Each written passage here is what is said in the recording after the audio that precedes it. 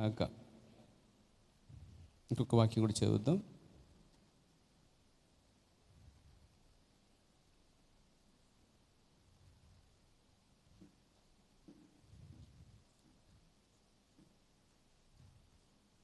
దేవునికి స్తోత్రం కలుగాక. ఒక వాక్యం కూడా మనం చదువుద్దామండి.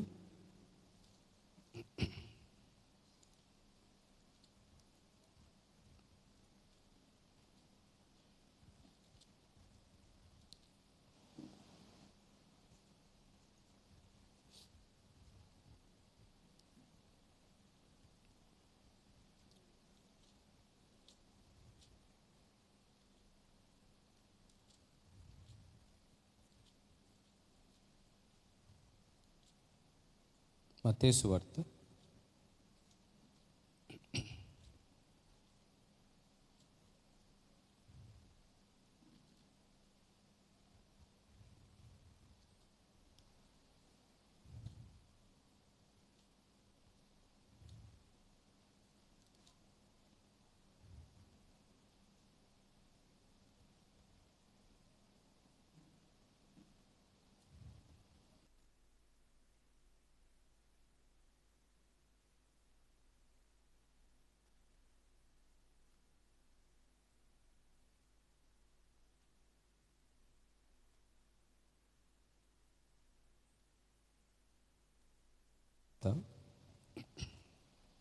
5వ అధ్యాయము 17వ వచనాన్ని చదువుతాం. ధర్మశాస్త్రములైనను ప్రవక్తల వచనములైనను కొట్టివే వచ్చి తినని తలంచవద్దు. నెరవేర్చుడికి కానీ కొట్టివేయటకు నేను రాలేదు. దేవుడి వాక్యం కూడా దీవించును గాక. తల వంచని ప్రార్థన చేసుకుందాం. సర్వశక్తి గల మా ప్రియ పరమ తండ్రి, మహోన్నతుడైన దేవా, ఈ సమయంలో చదవబడిన వాక్యం దీవించండి. వాక్యం అంతా మీది, మేమంతా నీ ప్రజలమైన ప్రభువా. ఈ సాయంకాల సమయంలో నాయన ఈ భయంకర ఎండలో ప్రభువా మరికొన్ని విషయాలు మేము దేవుని వాక్యం నుంచి, తెరవబడిన బైబిల్ నుంచి దేవ నేర్చుకోవడానికి సహాయం చేయండి. తప్పక దేని సంఘమును బలపరచండి, వచ్చిన వారిని అందరూ దీవించండి. రావాల్సిన వారి ప్రభువా సకాలానికి నడిపించు ప్రభువా. నన్నును సంఘమును బిడ్డలందరూ మీకు అప్పగించుకుంటూ ఇక బైబిల్ స్టడీ అంతటిలో తోడుకుంటారని ప్రభు రక్షకుడైన యేసుక్రీస్తు నామములో ప్రార్థించుచున్నాను. ఆమేన్. దయచేసి కూర్చోండి. దేవుని పరిశుద్ధ నామమున మహిమ కలుగాక. మరి మనము మత్తయి సువార్తలో చదివినట్టు వాక్య భాగంలో తండ్రి యొక్కయు కుమారుని యొక్కయు పరిశుద్ధాత్మకయు నామములో వారికి బాప్తిసం ఇచ్చుచు అని యేసు ప్రభువు చెప్పిన దాన్ని ధ్యానం చేశాం.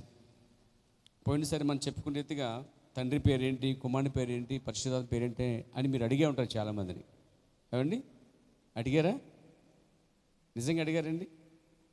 ఇప్పుడు మనం చెప్పుకున్న దానికి వాళ్ళకన్నా మీరు అవగాహన కలిగి ఉన్నారేమో అని మీకు అర్థమై ఉంటుంది పాటికి. అంటే ఇక్కడ సహోదరి శారా గారు కూడా పంపించారు. వాళ్ళ పేర్లు ఎందుకు కానీ మరి తండ్రి పేరు అడిగితే ఒక సహోదరి యోసేపు అని చెప్పింది. ఆమె అవగాహన ఏంటంటే యేసుప్రభు తండ్రి యోసేపుని ఫిక్స్ అయిపోయింది. ఇంకా ఆమె అవును, కొన్ని చోట్ల యేసు తండ్రిగా పిలువబడ్డాడు. కానీ ఇక్కడ తండ్రి యొక్క కుమారుని యొక్క పరిశుద్ధాత్మ యొక్క అని చెప్పినప్పుడు ఆ తండ్రి యోసేపు గుర్తించదండి. అంటే ఈ అవగాహన కూడా లేని ప్రజలు మన చుట్టూ ఉన్నారని ఇప్పటికే అర్థమై ఉంటుంది. దేవునికి స్తోత్రం కలుగాక. తర్వాత మరో సహోదరు అన్నప్పుడు పరిశుద్ధాత్మ పేరు అంటే కుమారుడి పేరంటే యేసు అని చెప్పగలిగారు. కొంత మటుకు వారు కొంచెం మటుకు కొన్ని గ్రహించారు. తండ్రి పేరు ఏంటంటే యోసేపు అని చెప్పడం జరిగింది. ఇందులో ఒకరు మరొకరిని అడిగితే మీరు చెప్పండి అంటే నాకు తెలియదని చెప్పినట్టుగా అక్కడ చెప్పబడింది. మరొకరిని రెండో వ్యక్తిని అడిగితే తండ్రి పేరు యోసేపు అని చెప్పింది. కుమారుడి పేరు యేసు అని చెప్పడం జరిగింది. పరిశుద్ధాత్మ పేరు పరిశుద్ధాత్మ అని చెప్పిందండి. అంటే పరిశుద్ధాత్మ పేరు కూడా ఆమెకు తెలియదనే విషయం మీకు తెలియాలి. Praise the lord.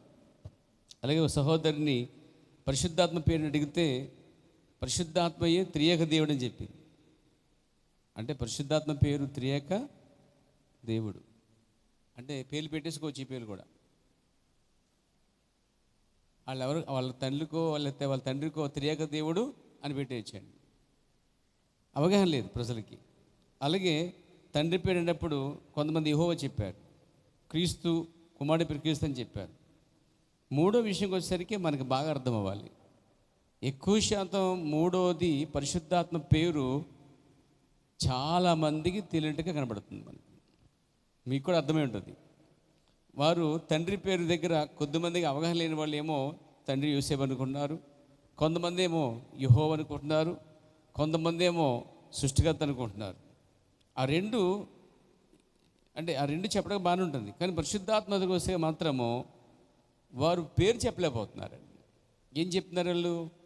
బిరుదు చెప్తున్నారు. ఒక టైటిల్ ఉంచండి, ఆ టైటిల్ చెప్తారన్నమాట. అలాగే ఇంకొక సహోదరుని అడిగినప్పుడు తండ్రి పేరు యెహోవా చెప్పారు, కుమారుడి పేరు యేసు చెప్పారు, పరిశుద్ధాత్మ పేరు వచ్చేసరికి సత్యస్వరూపిగా ఆత్మ అని చెప్పబడిందండి.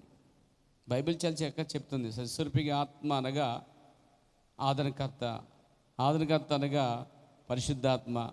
పరిశుద్ధాత్మ అనగా మనం దాన్ని కౌంట్ చేస్తాం బాగా, ప్లస్ చెప్పుకుని ఈజ్ఈక్వల్ ఏమొచ్చింది? పరిశుద్ధాత్మ వచ్చింది, సత్సూర్య ఆత్మ వచ్చింది, ఉత్తరబోధన వచ్చింది, ఆదరణకర్తను వచ్చింది. అవన్నీ పర్యాపదాలు. ఎన్ని పర్యాపదాలున్నా ఒక పేరు ఉంటుంది. ఎన్ని నిక్ నేమ్స్ అంటే ఎన్ని ఇంట్లో ఎన్నో ముద్దు పేర్లు ఉన్నా కానీ ఒక రిజిస్టర్డ్ పేరు ఉంటుంది అన్నమాట. ఖచ్చితంగా దేవునికి స్తోత్రం కలిగాక జనాలకు అర్థం కాలేదు. తర్వాత ఐజా బ్రదర్ ఇచ్చారు, ఆయన సర్వేలో ఏమున్నాయో చూద్దాం ఒకసారి. ఏమండి, మరి సహోదరుడు అడిగాడు కొందరిని తండ్రి పేరు అని అడిగితే కొంతమంది తెలియదని చెప్పారు. ఎక్కువ శాతం సహోదరుడు అడిగిన కొంతమంది పేర్లు కూడా ఉన్నాయి, ఆ పేర్లు మనకు ఎందుకులేండి. కానీ ఎక్కువ శాతం అక్కడ 1 2 3 4 5 6 7 8 మొదటి లిస్టులో 8 సార్లు తండ్రి పేరు గురించి చెప్పినప్పుడు తెలియదని ఒప్పుకున్నారు. 8 మంది తెలియదని ఒప్పుకున్నారు. ఒకరు యెహోవా అని చెప్పారు, ఒక తండ్రి అని చెప్పారు, తండ్రిని చెప్పారు. ఇలా బొత్తిగా అవగాహన లేదండి. తర్వాత తండ్రి పేరు సృష్టికర్త అని చెప్పారు. వీళ్ళకి అసలు మిగతానికి అవగాహన లేదండి. అంటే జనాలు ఎలా ఉన్నారంటే అవగాహన లేని ప్రజలుగా ఉన్నారన్నమాట. మీరు చాలా ధన్యులు. తండ్రి పేరు తెలియదని ఒప్పుకున్న చాలామంది, కొంతమంది యెహోవాని ఒప్పుకున్నారు. తర్వాత ఏమో కొందరు తండ్రి అన్నారు, కొందరేమో సృష్టికర్త అన్నారు. ఏమండి, తర్వాత కుమారుడి పేరు సరికి చాలామంది తెలియదు అన్నారు, కొంతమంది మాత్రము యేసుక్రీస్తుని ఒప్పుకున్నారు. కొంత మట్టుకు అది బాగానే ఉంది. తర్వాత పరిశుద్ధాత్మ పేరుకి వచ్చేటప్పటికి మొత్తం ఫెయిల్. ఎలాగంటే జనాలకి తెలియదు ఒప్పుకున్నారు. మనం చెప్పాం కదా, అడగమని చెప్పాం కదా మిమ్మల్ని. అడిగారండి, ఎంతమంది అడిగారు? పక్క వాళ్ళని అడిగితే కొట్టేస్తారు, మళ్ళీ ఏమైనా తిట్టేస్తారా? అడగటం వల్ల మీకు అవగాహన వస్తుందంటే ప్రజలు, మన చుట్టూ ఉన్న ప్రజలకి పరిశుద్ధాత్మ పేరు తెలియదు అనే విషయము మీకు తెలిసినప్పుడు మీరు ఏ స్థానంలో ఉన్నారు, పెంచబడ్డారో, ఎలాంటి వర్తమానం ద్వారా మీరు నేర్చుకోగలిగారు అనేది మీకు అర్థమవుతుంది అన్నమాట. మీ స్టెప్ ఏంటి అర్థమవుతుంది. దేవునికి స్తోత్రం.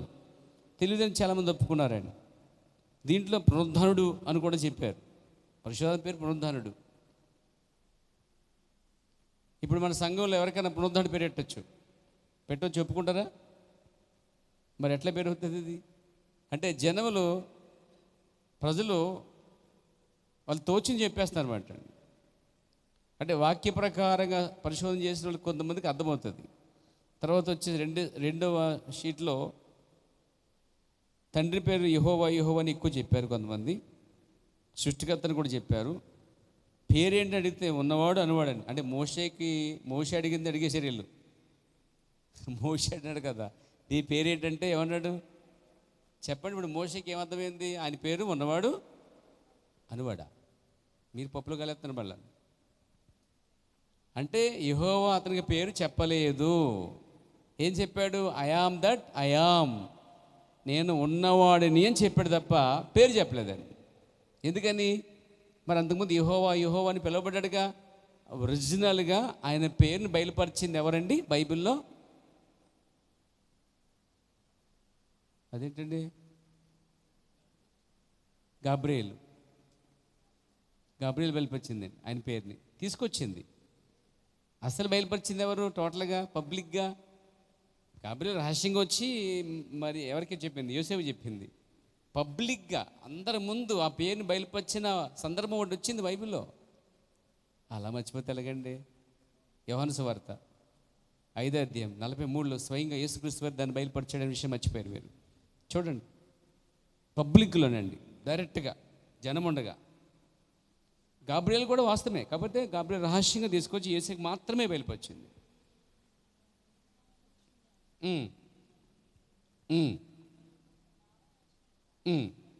పైన ఏమన్నాడండి? నేను నా తండ్రి నామంలో వచ్చి ఉన్నాను అన్నాడు. ఇప్పుడు యేసుక్రీస్తు వారే తండ్రి నామాన్ని బయలుపరిచినట్టుగా ఉంది. ఇప్పుడు ఆయన ఎవరంటే అబద్ధం అన్నవాడు, ప్రవక్తల కన్నా గొప్పవాడు. అంటే ఆయన మాట భూమి ఆకాశం గతించిపోయినా ఒక ప్రవక్త మాట గతించిపోవచ్చు, ఒక అపోస్తుడి మాట, ఒక పాస్టర్ మాట, ఒక ఉపదేశకుడి మాట గతించిపోవచ్చు. కానీ అక్కడ ఆయన మాట అన్నాడు కిందక, ప్రవచనాలైనను ధర్మసంవత్సరాలైన కొట్టివేయలేదు, కానీ కింద అంటాడు భూమి ఆకాశం గతించిపోయినను నా మాటలు ఎన్నడూ గతించిపోవు అంటాడండి. అంటే యేసుక్రీస్తు యొక్క మాటలు ఎన్నడూ గతించవు, అసమర్థగా మాట్లాడలేదు ఆయన. అప్పుడు తండ్రి పేరు అన్నప్పుడు ఆయన ఏం చేశాడంటే తండ్రి నామంలో వచ్చి ఉన్నానని చెప్పాడు. అంటే తండ్రి నామం ఏంటంటే ఆయన నామాన్నే తండ్రి నామం అని బయలుపరిచాడు. అక్కడ బైబిల్ అంతట్లో యెహోవా అసలైన పేరు బయలుపరిచింది యేసుక్రీస్తు వారి అనే విషయం గమనించాలండి. ఇంకొక వాక్యం కూడా మేము చూద్దామండి. ఎందుకంటే అక్కడ యోహాను సువార్త మొదటి అధ్యాయంకి వచ్చినట్లయితే అక్కడ చిన్న అధ్యాయం ఉంటుంది మనకి. యోహాను సువార్త మొదటి అధ్యాయంకి వచ్చినట్లయితే అక్కడ చూడండి,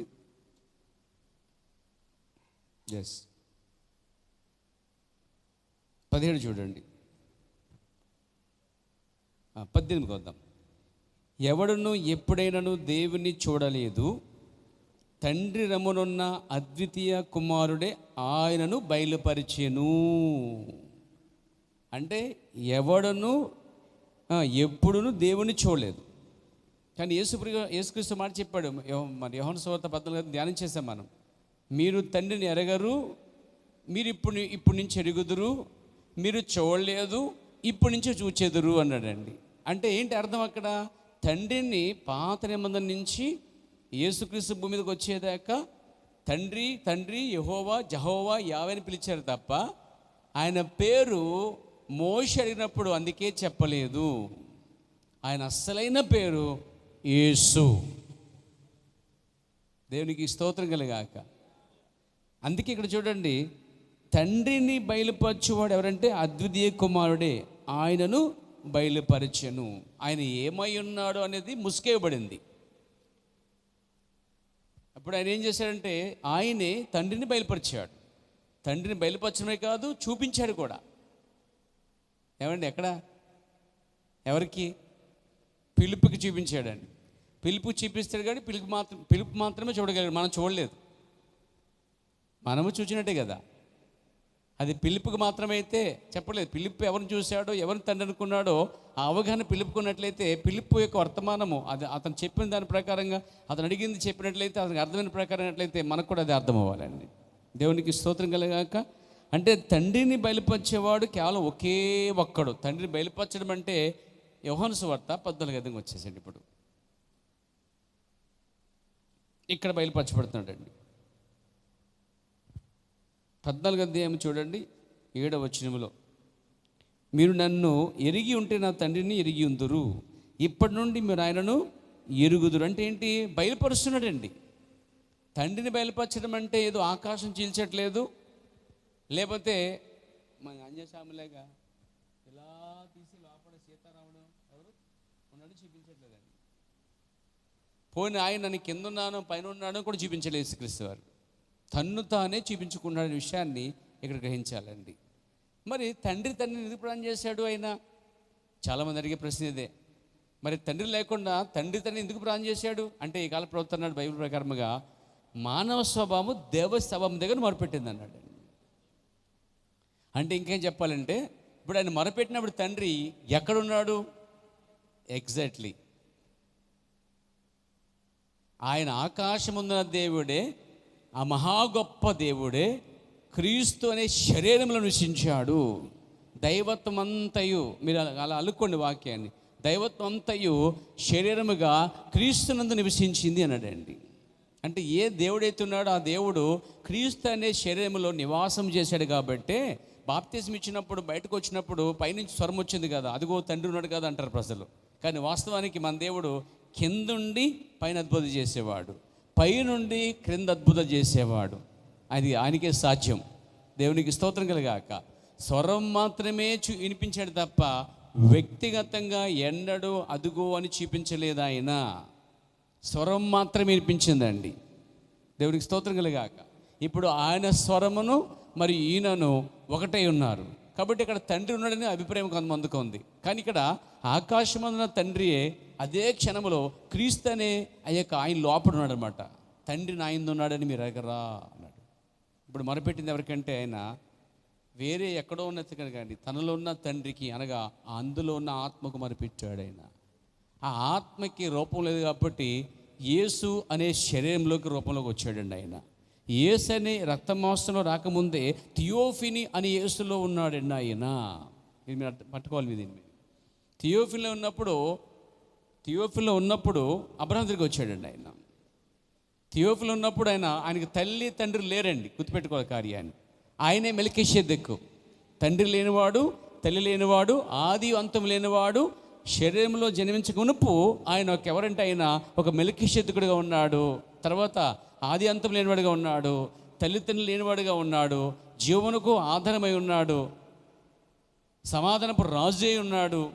దేవునికి స్తోత్రం కలిగాక. ఆయనే థియోఫిల్లో ఉన్నాడండి.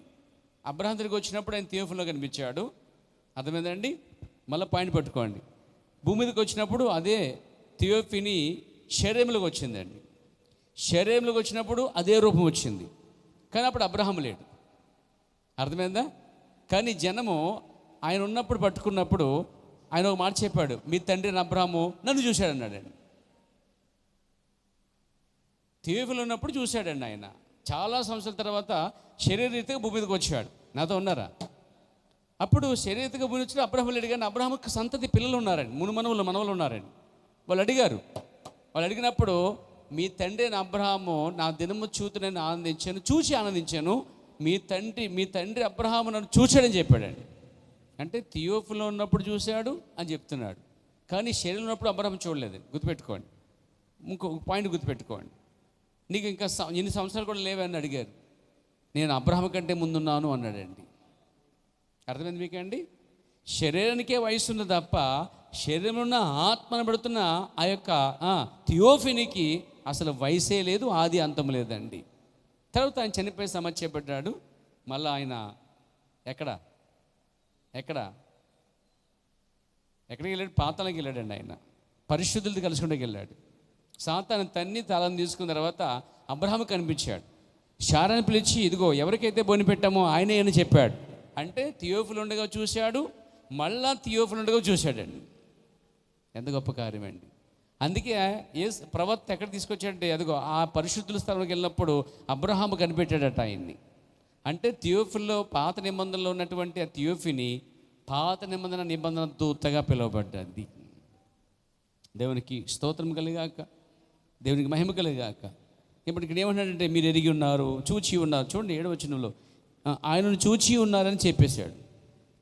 తర్వాత మనము 16:25 వద్దాం. యోహాను సువార్త 16:25. యథార్థముగా మీతో చెప్పితిని, ఈ సంగతులు గూఢార్థంగా మీతో చెప్పితిని, అయితే నేనిక ఎన్నడను ఏంటండి ఇక్కడ దాకా ఆయన చెప్పాడంట, ఈ సంగతులు గూఢార్థముగా మీతో చెప్పితిని అన్నాడండి. అంటే తండ్రి అనేది ఒక గూఢార్థంగా చెప్పాడు, కుమారుడు అనేది గూఢార్థంగా చెప్పాడు, పరిశుద్ధాత్మ అనేది గూఢార్థంగా చెప్పాడు, ఉపమానాలు చెప్పాడండి. ఆయన మర్మముగా చెప్పాడు. అసలు ఇంకా చెప్పాలంటే యేసుక్రీస్తు బోధ ఇశ్రాయేలుకి అర్థం కాకుండా కావాలనే చెప్పాడు.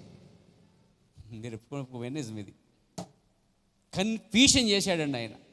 అదేంటండి, అది కన్ఫ్యూషన్ లేకపోతే మనం ఉండేవాళ్ళం కాదు ఇక్కడ. మనం ఇంకా పొట్టనో చెట్టునో ఆరాధించుకుంటూ కూర్చుండేవాళ్ళు. కానీ మనకు ఒక దేవుడు బయలుపరచబడ్డాడండి.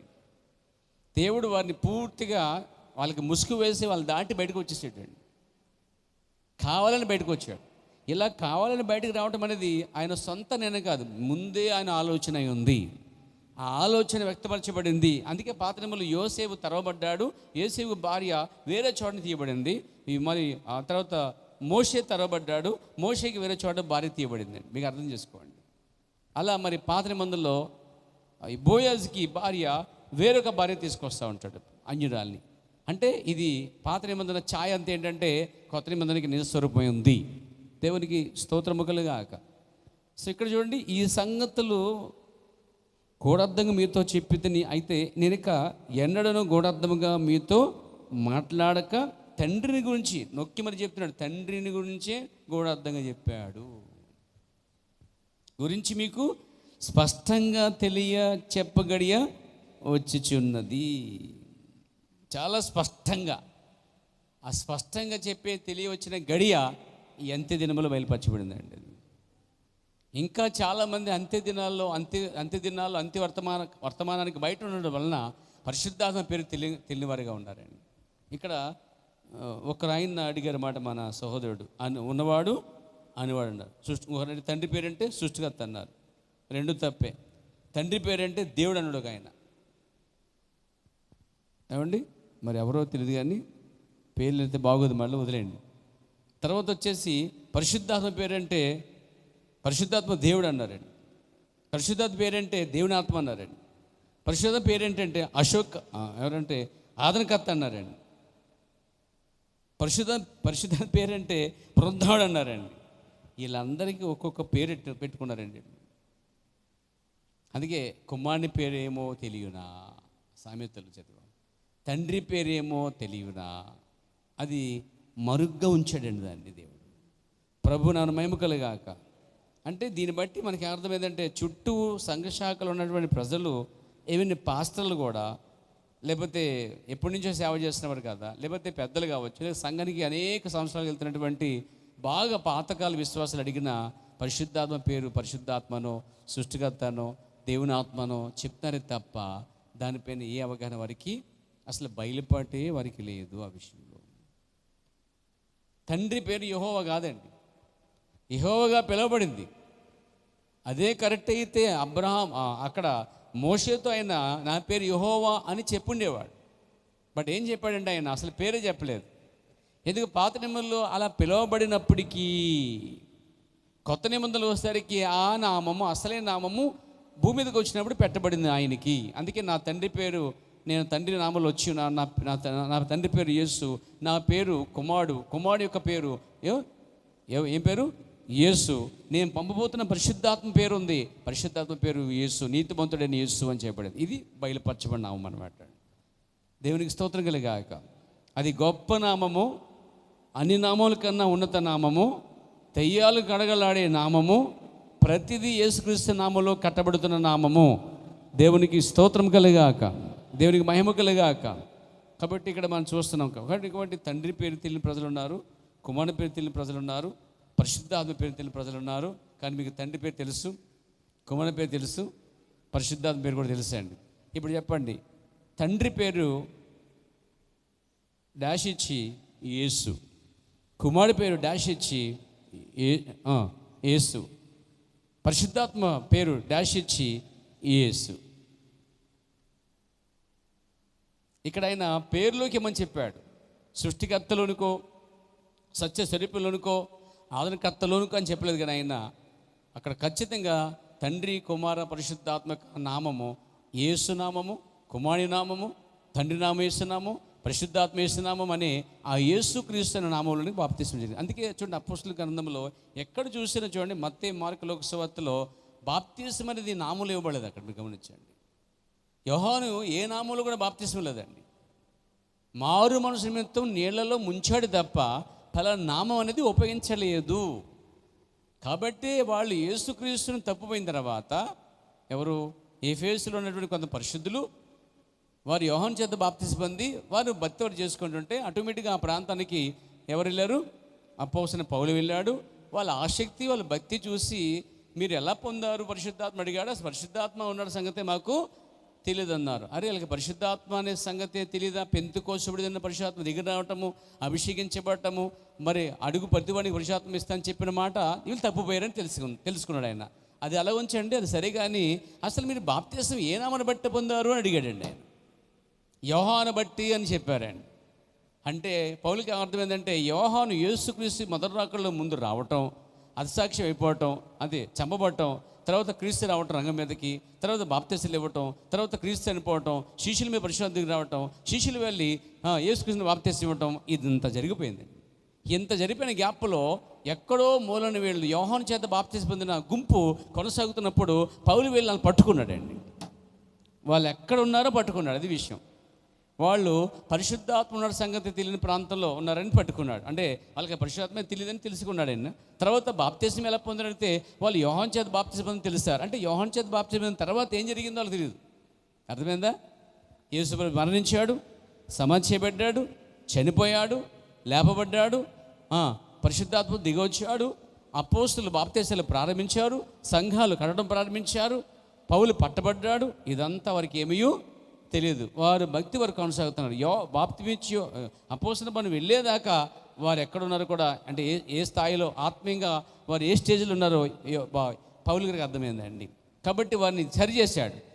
అప్పుడు వారికి ఆ మాటలు చెప్పి, అయ్యా మీకు మారు మనసు విషయమే బాప్తిమిచ్చాడు తప్ప పాప క్షమాపణ నిమిత్తం బాప్తిసం ఆయన ఇవ్వలేదు. ఎందుకంటే ఇంకా గొర్రెపిల్ల వధించబడలేదు. కానీ ఆయన వెళ్ళిపోయిన తర్వాత యేసుక్రీస్తు అనే గొర్రెపిల్ల వధించబడింది. ఇప్పుడు మీరు మరలా తప్పకుండా పొందాలి, యేసుక్రీస్తు నామంలో పాప క్షమాపణ నిమిత్తం పొందాలి అని చెప్పాడు. బతుకున్న వారికి మరలా అక్కడ బాప్తిసం ఇచ్చాడండి. మరి అంతకుముందు చనిపోయిన వారు మారు మనసు బాప్తిసం చనిపోయిన చాలామంది ఉన్నారు. కానీ వారికి పరలోకం ఉంది. ఎందుకంటే వారు ఇంకా ఆ స్థాయికి రానప్పుడే విశ్వాసం ద్వారా అబ్రహాము శారాలు ఆ పరిశుద్ధులందరూ ఎలాగైతే గొర్రెపిల్ల చేతుల నుంచి రాబోయే ఆ అర్పణ కోసం విశ్వాసంతో ఉన్నారో సేమ్ వాళ్ళందరూ ఆ దాంట్లో ఆ ఛాంబర్లోకి వెళ్ళిపోతున్నారు అన్నమాట. దేవునికి స్తోత్రం కలిగాలి. సో ఈ తండ్రి కుమార పరిశుద్ధాత్మ నామం కోసం మనం చూస్తున్నప్పుడు ఇప్పుడు బైబిల్ ఎలాగుందో మనం చూడగలిగాం. ఇప్పుడు మన ప్రవక్త చెప్పిన కొన్ని వర్తమానంలోంచి దాని వివరణ నేను చెప్పాడు చూద్దామండి. ఒక దాగి ఉన్న జీవితం అనే వర్తమానంలో ప్రైజ్ ది లార్డ్. ఇప్పుడు ఆ బాలుడు వయసులోనికి వచ్చినప్పుడు అతడు సిద్ధంగా ఉన్నప్పుడు తన దత్తపుత్రత్వమును మరియు రుజువు చేయబడ్డాడు. ఆ బోధకుడు తండ్రితో చెప్పాడు, అది ఈ బాలుడు పుత్రశ్రీకరమునకు యోగ్యుడు. అతడు ఒక బహిరంగ దేశంలో కొనబడి అక్కడ అతడు వస్త్రము ద్వారా కప్పబడి ఉన్నాడు. ఒక గౌరవమైనటువంటి వస్త్రం, బహుశా ఓదరంగు కావచ్చు, లేక రాజరికమునకు సంబంధించినదైన రంగు కావచ్చు. సిద్ధం చేయబడి పట్టణమంతా చుట్టూ ఉన్నంత ప్రజలంతా తండ్రి తన సొంత కుమారుని కుటుంబంలోనికి స్వీకరించడానికి చూశారు. మరియు అతడు కుటుంబంలోనికి పుత్రుడిగా అప్పటికి కుమారుడు, అప్పటికి బిడ్డ, అప్పటికి కృప వారసుడు, కానీ కుటుంబంలో పెట్టబడ్డాడు. అదేమిటంటే ఆయన ఒక బాలుడు ఎదిగిన తర్వాత అతనికి పేరు పెట్టబడుతుంది. Praise the lord. బాలుడు ఉన్నప్పుడు అతనికి ఒక పేరు అనేది పెట్టినప్పటికీ అతని సంతకం పనిచేయదట. అతను ఎదిగి గొప్పవాడినప్పుడు మాత్రమే అతని సంతకం పనిచేస్తుందంట. తర్వాత ఇంకా అంటాడు దీంట్లో హెబ్రీయులకు 2వ అధ్యాయము 2వ భాగములో కాస్త కుమారుడి గురించి తండ్రి గురించి వివరించడం మొదలుపెట్టాడు. బాప్తిసం విషయంలో 3 దేవుళ్ళను విషయము ఏదీ లేదు. తండ్రి అయిన దేవుడు, కుమారుడైన దేవుడు, పరిశుద్ధాత్మ దేవుడు అని సరిగా లేఖనములు ఎక్కడనూ లేదు. గుర్తుపెట్టుకోండి. చాలామంది ఏమంటారు, తండ్రి అయిన దేవుడు, కుమారుడైన దేవుడు, పరిశుద్ధాత్మ దేవుడు, తండ్రిని తలంచుకుని ప్రార్థన నిబంధన, కుమారుని తలంచుకుని పత్రిక సువార్త పాఠాలు, పరిశుద్ధం తలంచుకుని ఏమో పత్రిక పాఠం అని చెప్తుంటారు. ప్రవక్త అన్నాడు తండ్రి అయిన దేవుడు, కుమారుడైన దేవుడు, పరిశుద్ధాత్మ దేవుడు అని. అది సరిగా లేఖనములు ఎక్కడా లేదు. ఎక్కడనూ మేము తండ్రి యొక్క నామములోను, కుమారుని యొక్క నామంలోను, పరిశుద్ధాత్మక నామంలోను బాప్తిసం ఇవ్వమని ఆజ్ఞాపించబడుట ఎక్కడనూ లేదు. అది కేథలిక్ విశ్వాసమే, మరియు అది ప్రొటెస్టెంట్ సంఘం కొరకు కాదు. ప్రభువైన యేసుక్రీస్తు నామంలో తప్ప వేరొక విధముగా లేఖనములో ఎవరైనా బాప్తిసం పొంది ఉన్నారని ఒక్క లేఖనం చూపించమని నేను అడుగుదుము రండి అన్నాడండి ఆయన. తర్వాత ఆయన మత్తయి సువార్త 28:19 వచ్చానికి వివరణ ఇచ్చాడండి ఆయన. ఈ కాల ప్రవక్త మత్తయి సువార్త 28:19లో ఇచ్చిన వివరణ చూద్దాం. మీరు చెప్పుదురు, యేసు చెప్పాను కాబట్టి మీరు సర్వలోకమునకు వెళ్ళి సమస్త జనులకు బోధించుడి, తండ్రి కుమార పరిశుద్ధాత్మలో వారికి బాప్తిసం ఇచ్చుచు. అది సత్యం. అయితే తండ్రి యొక్క నామములోను, కుమారుని యొక్క నామములోను, పరిశుద్ధాత్మక నామములో కాదు. తండ్రి యొక్క నామము కానీ తండ్రి యొక్క నామములు కాదు. తండ్రి అనేది నామము కాదు. అది ఎంతమంది కుమారులు ఇక్కడ ఉన్నారు, మీ చేతులు పైకెత్తండి అని చెప్తాడు. ఎంతమంది మనుషులు ఇక్కడ ఉన్నారు, మనుషులు అనేది పేరు కాదు, కుమారులు అనేది పేరు కాదు, అలాగే తండ్రి అనేది పేరు కాదు. మీ చేతులు ఎత్తండి, బాగా ఇప్పుడే మీ పేరేమి చెప్పండి అన్నాడు ఆయన. నా పేరు తండ్రి అని చెప్పగలరా? నా పేరు మనుషుని చెప్పగలరా? నా పేరు స్త్రీ అని చెప్పగలరంటే అది చలదు. కాబట్టి తండ్రి, కుమార, పరిశుద్ధాత్మ అనేది పేరు కాదు, అదొక బిరుదు అని చెప్పుకొచ్చాడు. దేవునికి స్తోత్రం కలిగాక. తర్వాత మనము గొంగలి పురుగులు, మిడతలు, పసరు పురుగులు, చీడపురుగుల వర్తమానంలో కాస్త కొంచెం వివరించాడండి ఆయన. నేను మిమ్మల్ని కొన్ని సంగతులు అడుగుతాను. తండ్రి అనేది ఒక పేరా? సమాజం అంటుంది అక్కడ కాదు, సంఘం అంటుంది అది ఖచ్చితంగా కాదు. కుమారుడు అనేది పేరా? కాదు అని సమాధానం చెప్తున్న సంఘం. అలాగే తండ్రి, కుమారుడు ఒక బిరుదు. పరిశుద్ధాత్మ అనేది పేరా? కాదు, అది కూడా ఒక బిరుదే. నీవు అనవచ్చు పరిశుద్ధాత్మ ఒక నామవాచకము, మనిషి కూడా అంతే. చూడండి, నేను ఒక మానవుడను, అయితే నా పేరు మనిషి కాదు, అంటే నా పేరు తండ్రి కాదు, నా పేరు కుమారుడు కాదు, నా పేరు పరిశుద్ధాత్మ కాదు. అది అదే ఉన్నది, అది పరిశుద్ధాత్మ, అది దాని యొక్క పేరు కాదు. ఇప్పుడు చాలామంది బయట అడిగిన ఏం చెప్పారు వాళ్ళు? పరిశుద్ధాత్మ అంటే పరిశుద్ధాత్మ అన్నారు. కొందరే తెలివిగా తెలియదని చెప్పారు, కొందరేమో సస్వరూపి ఆత్మ అన్నారు, కొందరేమో దేవుని ఆత్మ అన్నారు. అంటే ఇక్కడ మనం ప్రవర్తించిన చూడండి, అసలు ఇది పేరే కాదనే విషయం గ్రహించాలండి.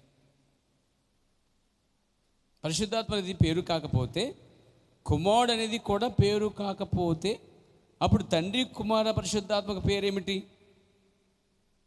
ఇప్పుడు తండ్రి పేరు కాదు, కుమారుని పేరు కాదు, పరిశుద్ధాత్మ పేరు కూడా కాదు. వింటున్నారా? కాదు. మరి అంటే అప్పుడు తండ్రికి, కుమారునికి, పరిశుద్ధాత్మకు అసలు పేరేంటి? సమాజం అంటుంది అక్కడ ప్రభువైన యేసుక్రీస్తు అని చెప్పుచున్నదండి. జెఫర్సన్ వీల్లో ఉన్న సమాజం అంటే మనం వాళ్ళు చూడలేదు, వాళ్ళు ఇక్కడ లేరు భూమి మీద, బట్ వాళ్ళు ఇచ్చే సమాధానం మాత్రం ఇక్కడ మీరు అంటున్నారండి. ఎంత భాగ్యం అండి వాళ్ళు. దేవునికి స్తోత్రం కలిగాక. ప్రభువైన యేసుక్రీస్తు అని చెప్పుచున్నది అంటే మనకంటే ముందున్న పరిశుద్ధులు ఆ ప్రత్యక్షత కలిగి ఉన్నారు. తండ్రి పేరు కాదని, కుమారుడి పేరు కాదని, పరిశుద్ధ పేరు కాదని, తండ్రికి, కుమారుడికి, పరిశుద్ధ పేరు ఉందని, అది ప్రభువైన యేసుక్రీస్తు అని మనకంటే ముందున్న సమాజం గుర్తించగలిగారండి. ఇది కొత్తగా రాలేదు, కొత్త బోధ కాదు ఇది. Praise the lord, hallelujah.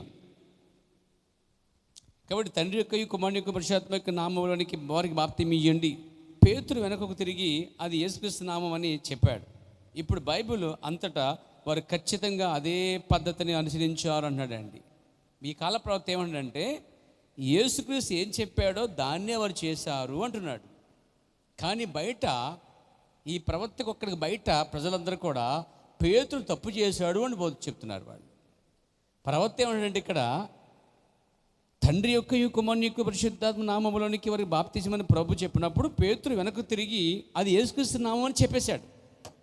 Praise God. అంతేకాదు, ఇప్పుడు బైబిల్ అంతటా వారు ఖచ్చితంగా అదే పద్ధతిని అనుసరించారు. ఇదే పద్ధతిని యేసుక్రీస్తు నామంలో బాప్తిసం ఇవ్వడం అనే పద్ధతిని వారు అనుసరించారని చెప్తున్నాడు.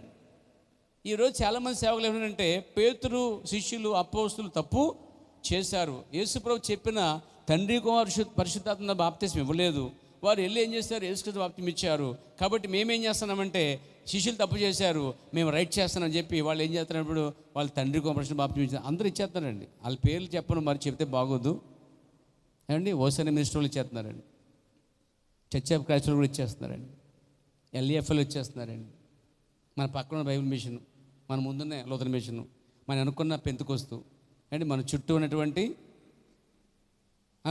ఇండివిజువల్ సంఘాలు, దీంట్లో ప్రైవేట్ సంఘాలు, గవర్నమెంట్ సంఘాలు. తెలియదు మీకు? గవర్నమెంట్ సంఘాలు కూడా ఉన్నాయి దీంట్లో. మరి మన సంఘం ఏంటో దేనికి చెందింది కాదు, కేవలం యేసుక్రీస్తు బతుకు మాత్రమేనండి. దేవుడికి స్తోత్రం కలిగాక. కాబట్టి నా ప్రియమైన సోదరులారా, మొత్తం వీళ్ళందరూ ఏమంటారంటే పేతురు లేక శిష్యులు మొత్తం తప్పు చేశారు అని వీళ్ళు అభిప్రాయం ఒకటి అనమాట. అని వీళ్ళు ఏం చేస్తారు?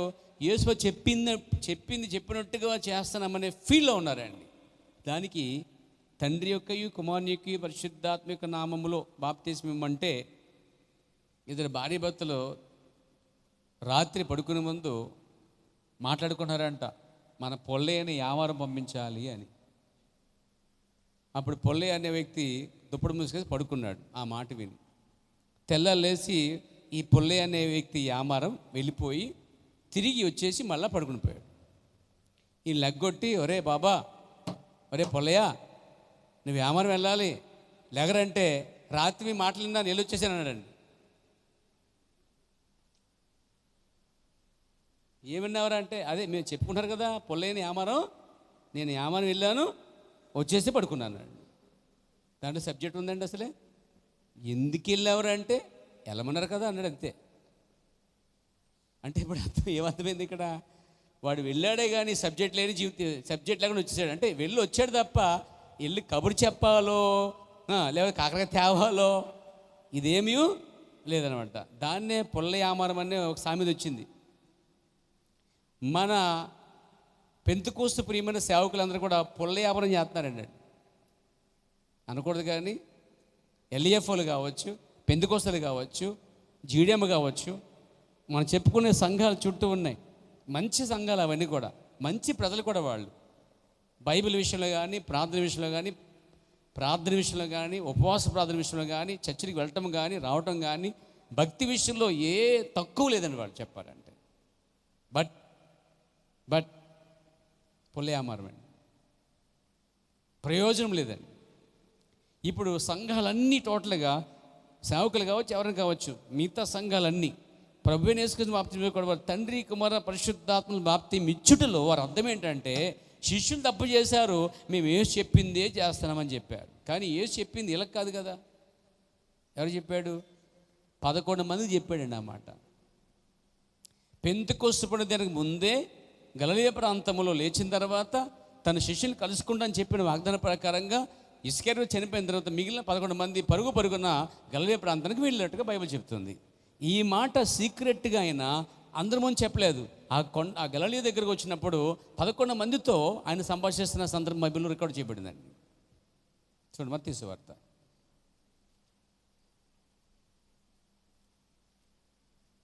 మత్తయి సువార్త 28వ అధ్యాయము 16వ వచనం అండి. 11 మంది శిష్యులు అని ఉంది చూడండి, చక్కగా ఉంది. 16వ వచనం రాయబడింది.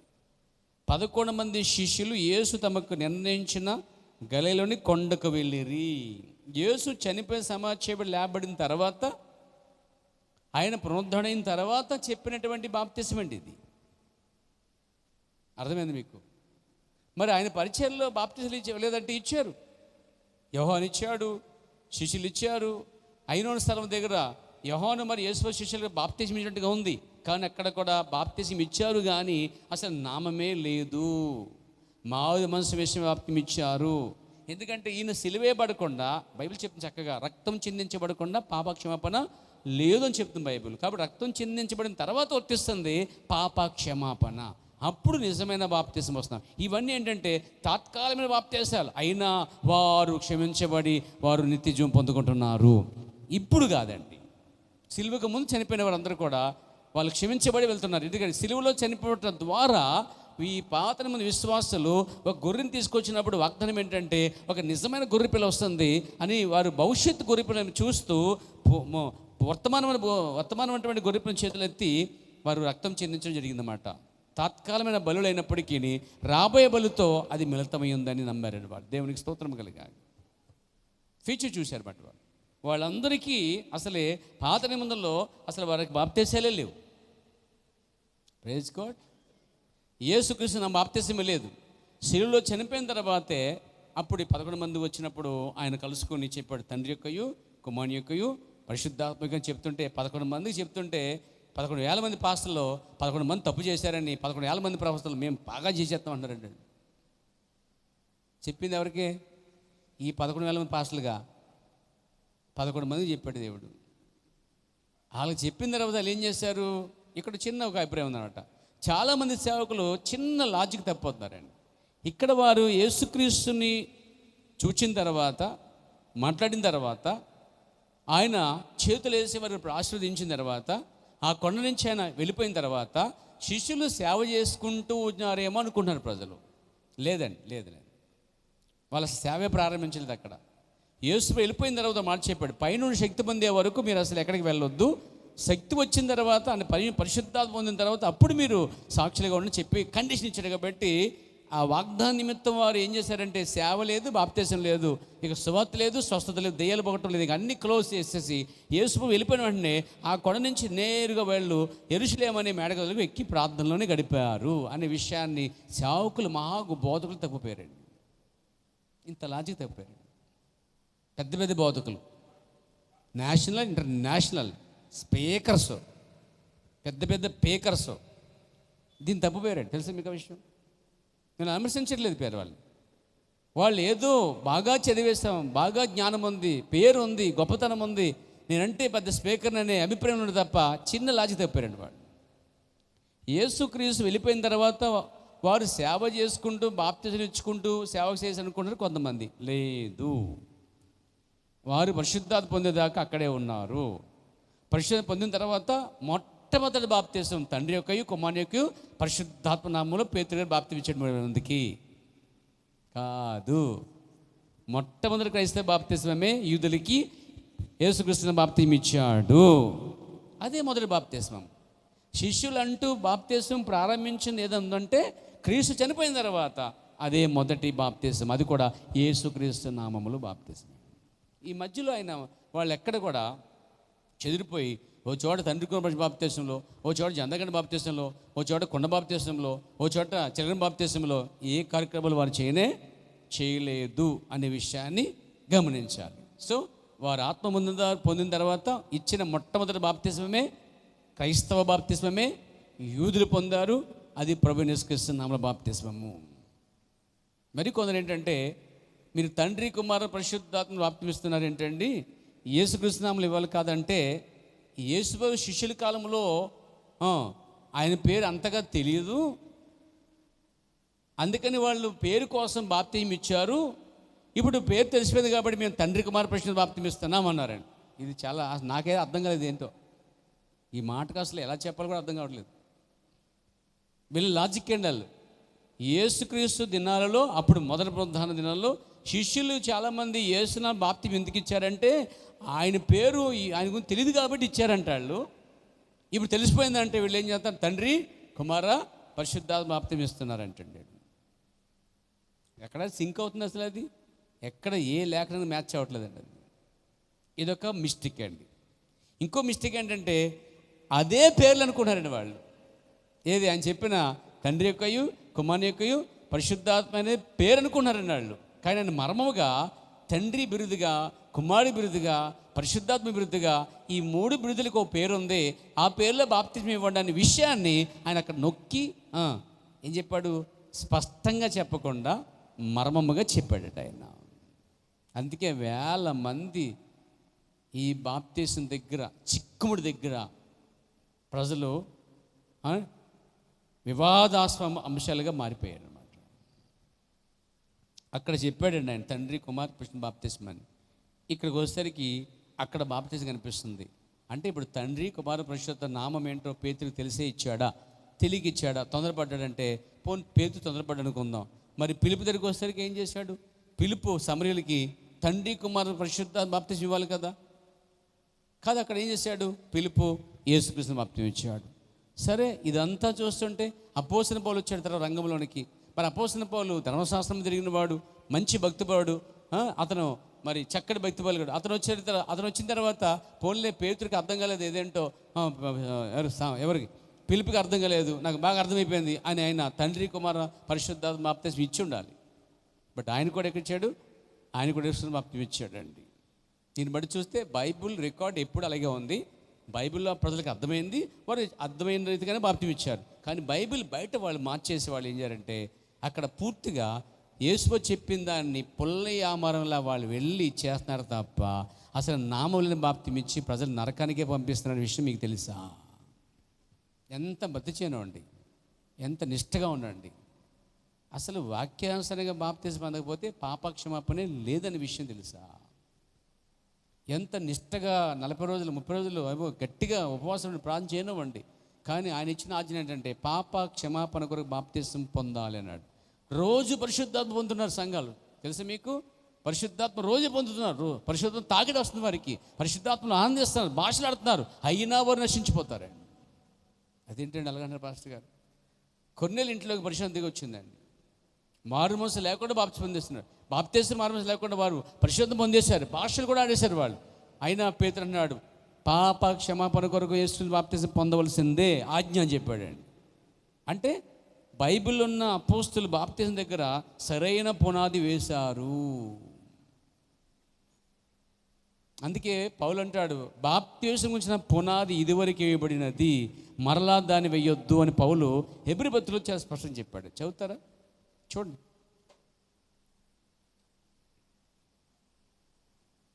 దేవునికి స్తోత్రము కలుగును గాక. 6వ అధ్యాయము 1వ వచనం లేక 2వ వచనం చూడండి.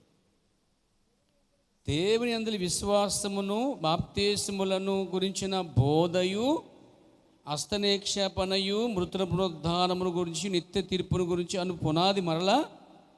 అంటే ఇక్కడ విశ్వాసం అనేది ఓ పునాది వేయబడింది. పునాది అనేది అందరికి వచ్చేస్తుంది. విశ్వాసం వేయబడింది, విశ్వాసం అనేది వేయబడింది. విశ్వాసము, బాప్తిస్మము, హస్తనిక్షేపణ, మృతుల పునరుద్ధానము, నిత్యమైన తీర్పు, వీటన్నిటికీ ఒకసారి పునాది వేయబడింది. ఇంకా మళ్ళీ పునాది వేయకూడదు. అంటే నిత్యమైన తీర్పు కోసం పునాది వేయబడింది, మృతుల పునరుద్ధానం గురించి పునాది వేయబడింది. ఏమండి? బాప్తిసం గురించి బోధయు పునాది వేయబడింది. అంటే ఇక్కడ బాప్తిసం గురించినటువంటి దానికోసం అపోస్తులు ఆల్రెడీ పునాది వేసేశారు. వేయబడింది తప్ప ఇకపై దానిపైన వేయకూడదు అనే విషయం తెలియట్లేదు బ్రదర్కి. అందుకే పౌలు నొక్కి చెప్పాడు ఎఫెసీ పత్రిక 4:4 ఏమన్నాడు? బాప్తిసం ఒక్కటే అని మొక్కు చెప్పాడండి ఆయన. ఎఫెసీ 4:4 ఏం చెప్పాడు? శరీరం ఒక్కటే, బాప్తిసం ఒక్కటే అని చెప్పగలిగాడు. 5-6 వచనంలో చూడండి, విశ్వాసం ఒక్కటే, బాప్తిసం ఒక్కటే అని చెప్పుకొచ్చాడు. ఎప్పుడు ఈ మాట చెప్పాడు? క్రీస్తు చనిపోయి సమాధి చేయబడి లేపబడిన తర్వాత, పెంతెకొస్తు పరిశుద్ధాత్మ దిగి వచ్చిన తర్వాత ఈ బాప్తిసం అనేది డిక్లరేషన్ చేయబడింది. ఇది తప్ప ఇంకో బాప్తిసం లేనే, అది మొదలుకొని ఎత్తబడేదాకా ఇదే బాప్తిసం అండి. 7 కాలాలు కూడా తప్పిపోయినా సరే ఇదే బాప్తిసం రావాల్సిందండి. ఇప్పుడు మనకు అర్థమైంది. దేవునికి స్తోత్రం కలుగాక, దేవునికి మహిమ కలుగాక. కాబట్టి ఇక్కడ చాలా స్పష్టంగా ఏంటంటే మనకు అర్థమయ్యేది, ఇక్కడ జనాలు అపార్థం చేసుకున్నారు. అర్థమైంది. పొల్లి ఆమానం అయింది అని చెప్పాలి, మాట చెప్పాలి, క్లుప్తంగా చెప్పాలంటే. అయ్యో ఒప్పుకోక కొంతమంది ఏం చేస్తారంటే, లేదండి మేము యేసు చెప్పిన మాటే వింటాము. మరి వీరు వింటున్నారు యేసు చెప్పిన మాట, పత్రికలు రాసి దర్శనాలు కలిగి ఉండి ఆత్మల పోంచి కలిగి ఆత్మలు ఉండి నాట్యమాడి, ఏమండి మెరుపు వల్ల ఉన్నటువంటి పరిశుద్ధులు, దేవుని యొక్క ఆత్మతో నింపబడిన వారు, సర్వాధికారం ఇవ్వబడినటువంటి వారు తప్పు చేశారంటారు. ఏది? శిష్యులు సొంత గజ్బిజ్ అనమాట. వీళ్ళు చెప్తుంటే వాళ్ళు నమ్ముతున్నారు. అందుకే బైబిల్ అదుకొచ్చి వాళ్ళు ఏం చేశారు, పేతురు ఏం చేశాడు, ఏమండి పౌలు ఏం చేశాడు, తర్వాత ఫిలిప్పు ఏం చేశాడో అక్కడికి మనం చూడాల్సిన అవసరం ఉంది. ఎందుకంటే లేఖనములు బోధించినప్పుడు అలా ఉన్నవో లేవో పరిశుద్ధులు చూసినట్టుగా లేఖనాలు బోధిస్తున్నాయి. అంతేకాదు, మీకు నిత్యజీవం ఎక్కడుందంటే లేఖనం పరిశోధించడం ద్వారా ఉంది. లేఖనం చెప్తుంది, మీరు లేఖనం నమ్మండి, మీరు లేఖనం వెంబడించండి, లేఖనములు రాయబడిన ప్రకారంగా జరుగుతున్నాయి అని చెప్పాడండి యేసుక్రీస్తు వారు. కాబట్టి మన గ్రిప్పు, మన పట్టు అంత ఎక్కడ వాక్యం మీదే ఉండాలండి, వ్యక్తుల యొక్క మాటల మీద కాదు. ప్రభు నాన్న మహిమ కలుగాక. ఇప్పుడు మనం వద్దాం, ఇంకా ఆయన ఎవరు నలిగించాడో చూద్దాం ముందుకి. మన కాల ప్రవక్త, దేవునికి స్తోత్రము కలుగును గాక.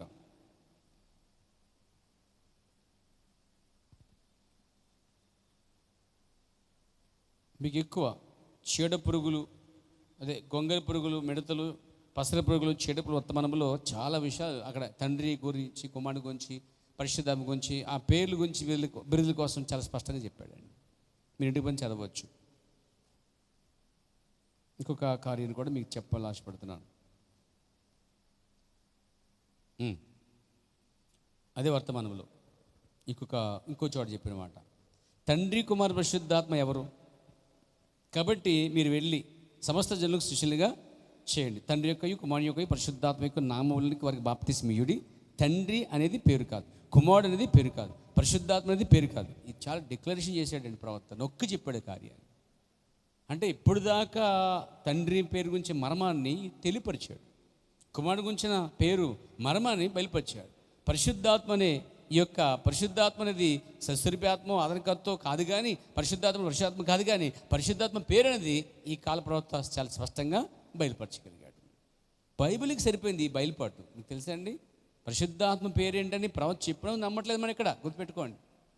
యోహాను పత్రిక 2వ అధ్యాయంలో చెప్పాడు చూడండి, ఉత్తరవాది అను నీతిమంతుడు మన వద్ద ఉన్నాడు అని. దాన్ని బట్టి మనం నమ్ముతున్నాం కదండి. అంటే ప్రవక్త దాన్ని బేస్ చేసుకొని పరిశుద్ధాత్మ పేరు యేసుని డిక్లరేషన్ చేశాడండి. అందుకే ఈ ప్రవక్త వర్తమానం బైబిల్కి కరెక్ట్గా సింక్ అవుద్దండి. మిగతా ఎవరి వర్తమానాలు, బిలిగ్రహ వర్తమానం కానీ, వరలరాబడి వర్తమానం కానీ, ఇప్పుడున్న సేవకులు, రెవరెండ్ డాక్టర్లు, బిషప్పులు, ఏమండి ఇంకా అచ్చు బిషప్పులు, పోపులు చాలామంది ఉన్నారు. వీళ్ళ ఈ బోధలు బైబిల్కి సింక్ అవ్వండి. చూడటానికి అలా సత్యంలో కనిపిస్తాయి అన్నమాట. చూడటానికి నిజంగా అనిపిస్తాయి. దాన్ని మన భాషలో ఎండమాములు అంటాం మనం. ఎండమాములు ఎలా ఉంటాయండి? నిజంగా నీరు ఉంటుంది కదా, రోడ్డు అంతా తడిసిపోయి అనిపిస్తుంది అన్నమాట. వెళ్తుంటే అయ్యి బాబా అక్కడ నీరు ఉంది అనిపిస్తుంది. అక్కడికి వెళ్తే నీరు ఉంది అక్కడ. అది ఎండమాములు అంటే. ఈరోజు జరిగేసరికి వాళ్ళకి సత్యంలో కనిపిస్తుంది, కానీ అక్కడ నీరు లేదు. అంటే వాక్యమే లేదు అక్కడ. అంత భయంకరమైన మోసములో సంఘ శాఖలు ఉన్నాయి. వీళ్ళకి ఈస్టర్ క్రిస్మస్ తప్ప ఇంకేం తెలియదండి. వీళ్ళకి ఈస్టర్ క్రిస్మస్ తప్ప ఇంకేమీ తెలియదండి వీళ్ళకి. అసలు అందులో క్రిస్మస్ లేదనే సంగతి కూడా తెలియదు వాళ్ళకి. అందులో ఈస్టర్ అనే సంగతి కూడా తెలియదు వాళ్ళకి అసలే. మన చర్చకొస్తూ కామంటుంది, పాస్టర్ గారు ఈస్టర్ పండుగ చేయరా అంటుందండి. అసలు ఆ పండగ నేను లేను అంటే ఎలా ఉంటుందంటే అసలే జనాలకి అర్థం కావట్లేదండి. అసలే వర్తమానంలో చాలా పొలవని వచ్చేది తప్ప లేఖనాన్ని అనుసరించట్లేదు జనాలు. కాబట్టి మనం లేఖనం అనిపిద్దాం. దేవునికి స్తోత్రం కలిగాక. ఇప్పుడు చూడండి, తండ్రి అనేది పేరు కాదు, కుమారుడు అనేది పేరు కాదు, పరిశుద్ధాత్మ అనేది పేరు కాదు. ఏ పేరు గురించి మీరు మాట్లాడుచున్నారు? అది జాన్ మరియు మేరుల కథ లాంటిది అన్నాడండి ఈ వర్తమానంలో. ఏ వర్తమానం అంటే గొంగళి పురుగులు, మిడతలు, పసరి పురుగులు, చీడపుల వర్తమానం. 1959వ సంవత్సరం బోధించాడు. 8వ నెల ఆగస్టు నెల 23ని ఈ వర్తమానం బోధించాడు ప్రవక్త అండి. దీన్ని ఏమంటాడంటే ఇక్కడ జాన్ మరియు మేరీల కథ లాంటిది. అప్పుడు మనకేమర్థం అవ్వాలి? ఇప్పుడు జాన్ మేరీల కథ ఏంటో మనకు తెలియాలి. ఏం తెలుసు మనకి? తెలియదు. అసలు జాన్కి ఏమేమి తెలియదు, మేరీకేమో తెలియదు. అందుకే ప్రవక్త అంటాడు ఇక్కడ జాన్ మరియు మేరీల కథ లాంటిది. ఏది? తండ్రి యొక్కయు కుమారుని యొక్కయు పరిశుద్ధాత్మ యొక్క అనేది కథ లాంటిది అంట అండి. కథ పుస్తకము ఎక్కడో వెలిపెట్టి ఇలా తెరిచేసి చదివితే అర్థమవుతుందా? ఇప్పుడు కథ పుస్తకం ఇచ్చామండి, ఏదో కథ పుస్తకం, ఇదిగోండి కథ పుస్తకం అనుకుందాం కాసేపు. ఈ పాఠ పుస్తకం అనుకోండి, కాసేపు కథ పుస్తకం అనుకోండి. నేను ఏలు పెట్టి చదివాను, జాన్ మేరీలు మరలా కలుసుకునిరి అని ఉంది. అయిపోయింది, పెట్టేశాను. జాన్ మేరీలు మరలా కలుసుకున్నారు. కానీ అంతకుముందు ఏమైంది? అసలు ఎందుకు జరిగింది? ఏమైంది? ఏం జరిగింది ఆ మధ్య అనేది అప్పుడేం చేయాలి? వేలు పెట్టిన చోట నుంచి ముందు పేజీకి రావాలి.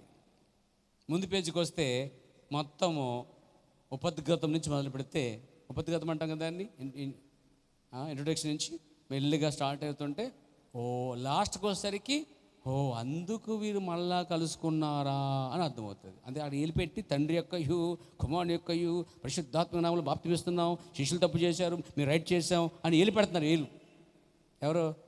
మన సంఘశాఖ ప్రియమైన ప్రశస్తమైన సేవకులందరూ. వాళ్ళు గౌరవించాలో తిట్టాలో పొగడాలో అర్థం కావట్లేదు. ఏమండి? పోనీ విషయం చెప్దామంటే రక్కేత్తని మీద పడి మన మీద కొట్టమే ఆలస్యమండి, తిట్టేస్తారన్నమాట. బ్రండమిస్టులు అంటారు కొంతమంది, యేసునాములు కొంతమంది అంటారు. వీళ్ళు అదో సంఘం అండి వీళ్ళు అంటారు. ఒక ఆమె అంటారు తలా తోకలే సంఘం అంటుంది. మరి నడుమొక్క సంఘం వెళ్తున్నాయేమో ఏమన్నా. కొంతమంది ఏమో యేసునామాలు రా అంటాడు ఒకడు. మరి ఆడికి త్రిబుల్ ఉంది ఒకవేళ 3 నామాలుడు. వీళ్ళంతా ఎవరంటే యేసునామాలు అంటాడు ఒకడు, బ్రహ్మమిష్ట అంటాడు ఒకడు, వీళ్ళ గెద్దబొమ్మలు అంటారు ఒకడు. రకరకాల పేర్లు ఉన్నాయి మనకి తెలిసే విషయం. ఊరంతా పట్టపగల పొరవుతుంటే ఈ రాత్రి ఎత్తడి వంకరోడు అన్నట్టు మనల్ని ఎదుర్కొంటున్నారు. వీళ్ళకంటే అలంకర మొగుడు చేసి ఉండలేక మొత్తం తీసేయాలంటారు అందరూ. ఎన్ని పేర్లు ఉన్నాయో తెలుసా సంఘానికి. అలాగ చెప్పామనుకోండి వాళ్ళకి, సీబోత్ చేయకూడదంట. యెరూషలేము నగరాన్ని చిక్కన ఆడవాళ్ళు వాచ్ చేయలేదు అంటాడు ఒకడు వచ్చి. లేకపోతే ఆమె భార్య చేయట్లేదా, ఈయన భార్య చేయట్లేదు, ఆయన భార్య చేయట్లేదా అని ఎత్తుతూ ఉంటారు అన్నమాట. అంటే ఎవరు వాక్యం వైపు చూడలేని విషయం మనకు అర్థమవుతుందండి. కనీసం అందులో ఏముందో ఆ కథ ఏంటో చదవట్లేదు వాళ్ళు. వేలు పెట్టిన తర్వాత అక్కడ జాన్ మేరీ ఎందుకు కలుసుకున్నారో తెలుసుకోలేదు. కానీ తెలుసుకోవాలంటే ఏం చేయాలి? ఇప్పుడు వేలు పెట్టిన చోటే ఉండకుండా మొదటి పేజీకి వచ్చి, ఇప్పుడు మనము ఒక కథ పుస్తకం తీసుకుందాం. మన ప్రవక్త వేలు పోల్చాడు దీన్ని. తండ్రి యొక్కయు కుమారుని యొక్కయు పరిశుద్ధాత్మ యొక్క అనేటువంటి కార్యము కథ మధ్యలో వేలు పెట్టిందంటే ఇది. మరి ఇప్పుడు తండ్రి కుమారుడు కథ మధ్యలోకి వచ్చింది. ఆ ఏలు నుంచి ఎక్కడ రావాలి? రండి ఏలు పెట్టండి, అక్కడ మత్తయి సువార్త రండి. నిజంగా రండి, వాస్తవంగానే మత్తయి సువార్త 26వ అధ్యాయంకి వచ్చి వేలు పెట్టండి. ఆ ఏలు ఎక్కడైనా 19 మీద ఉండాలి.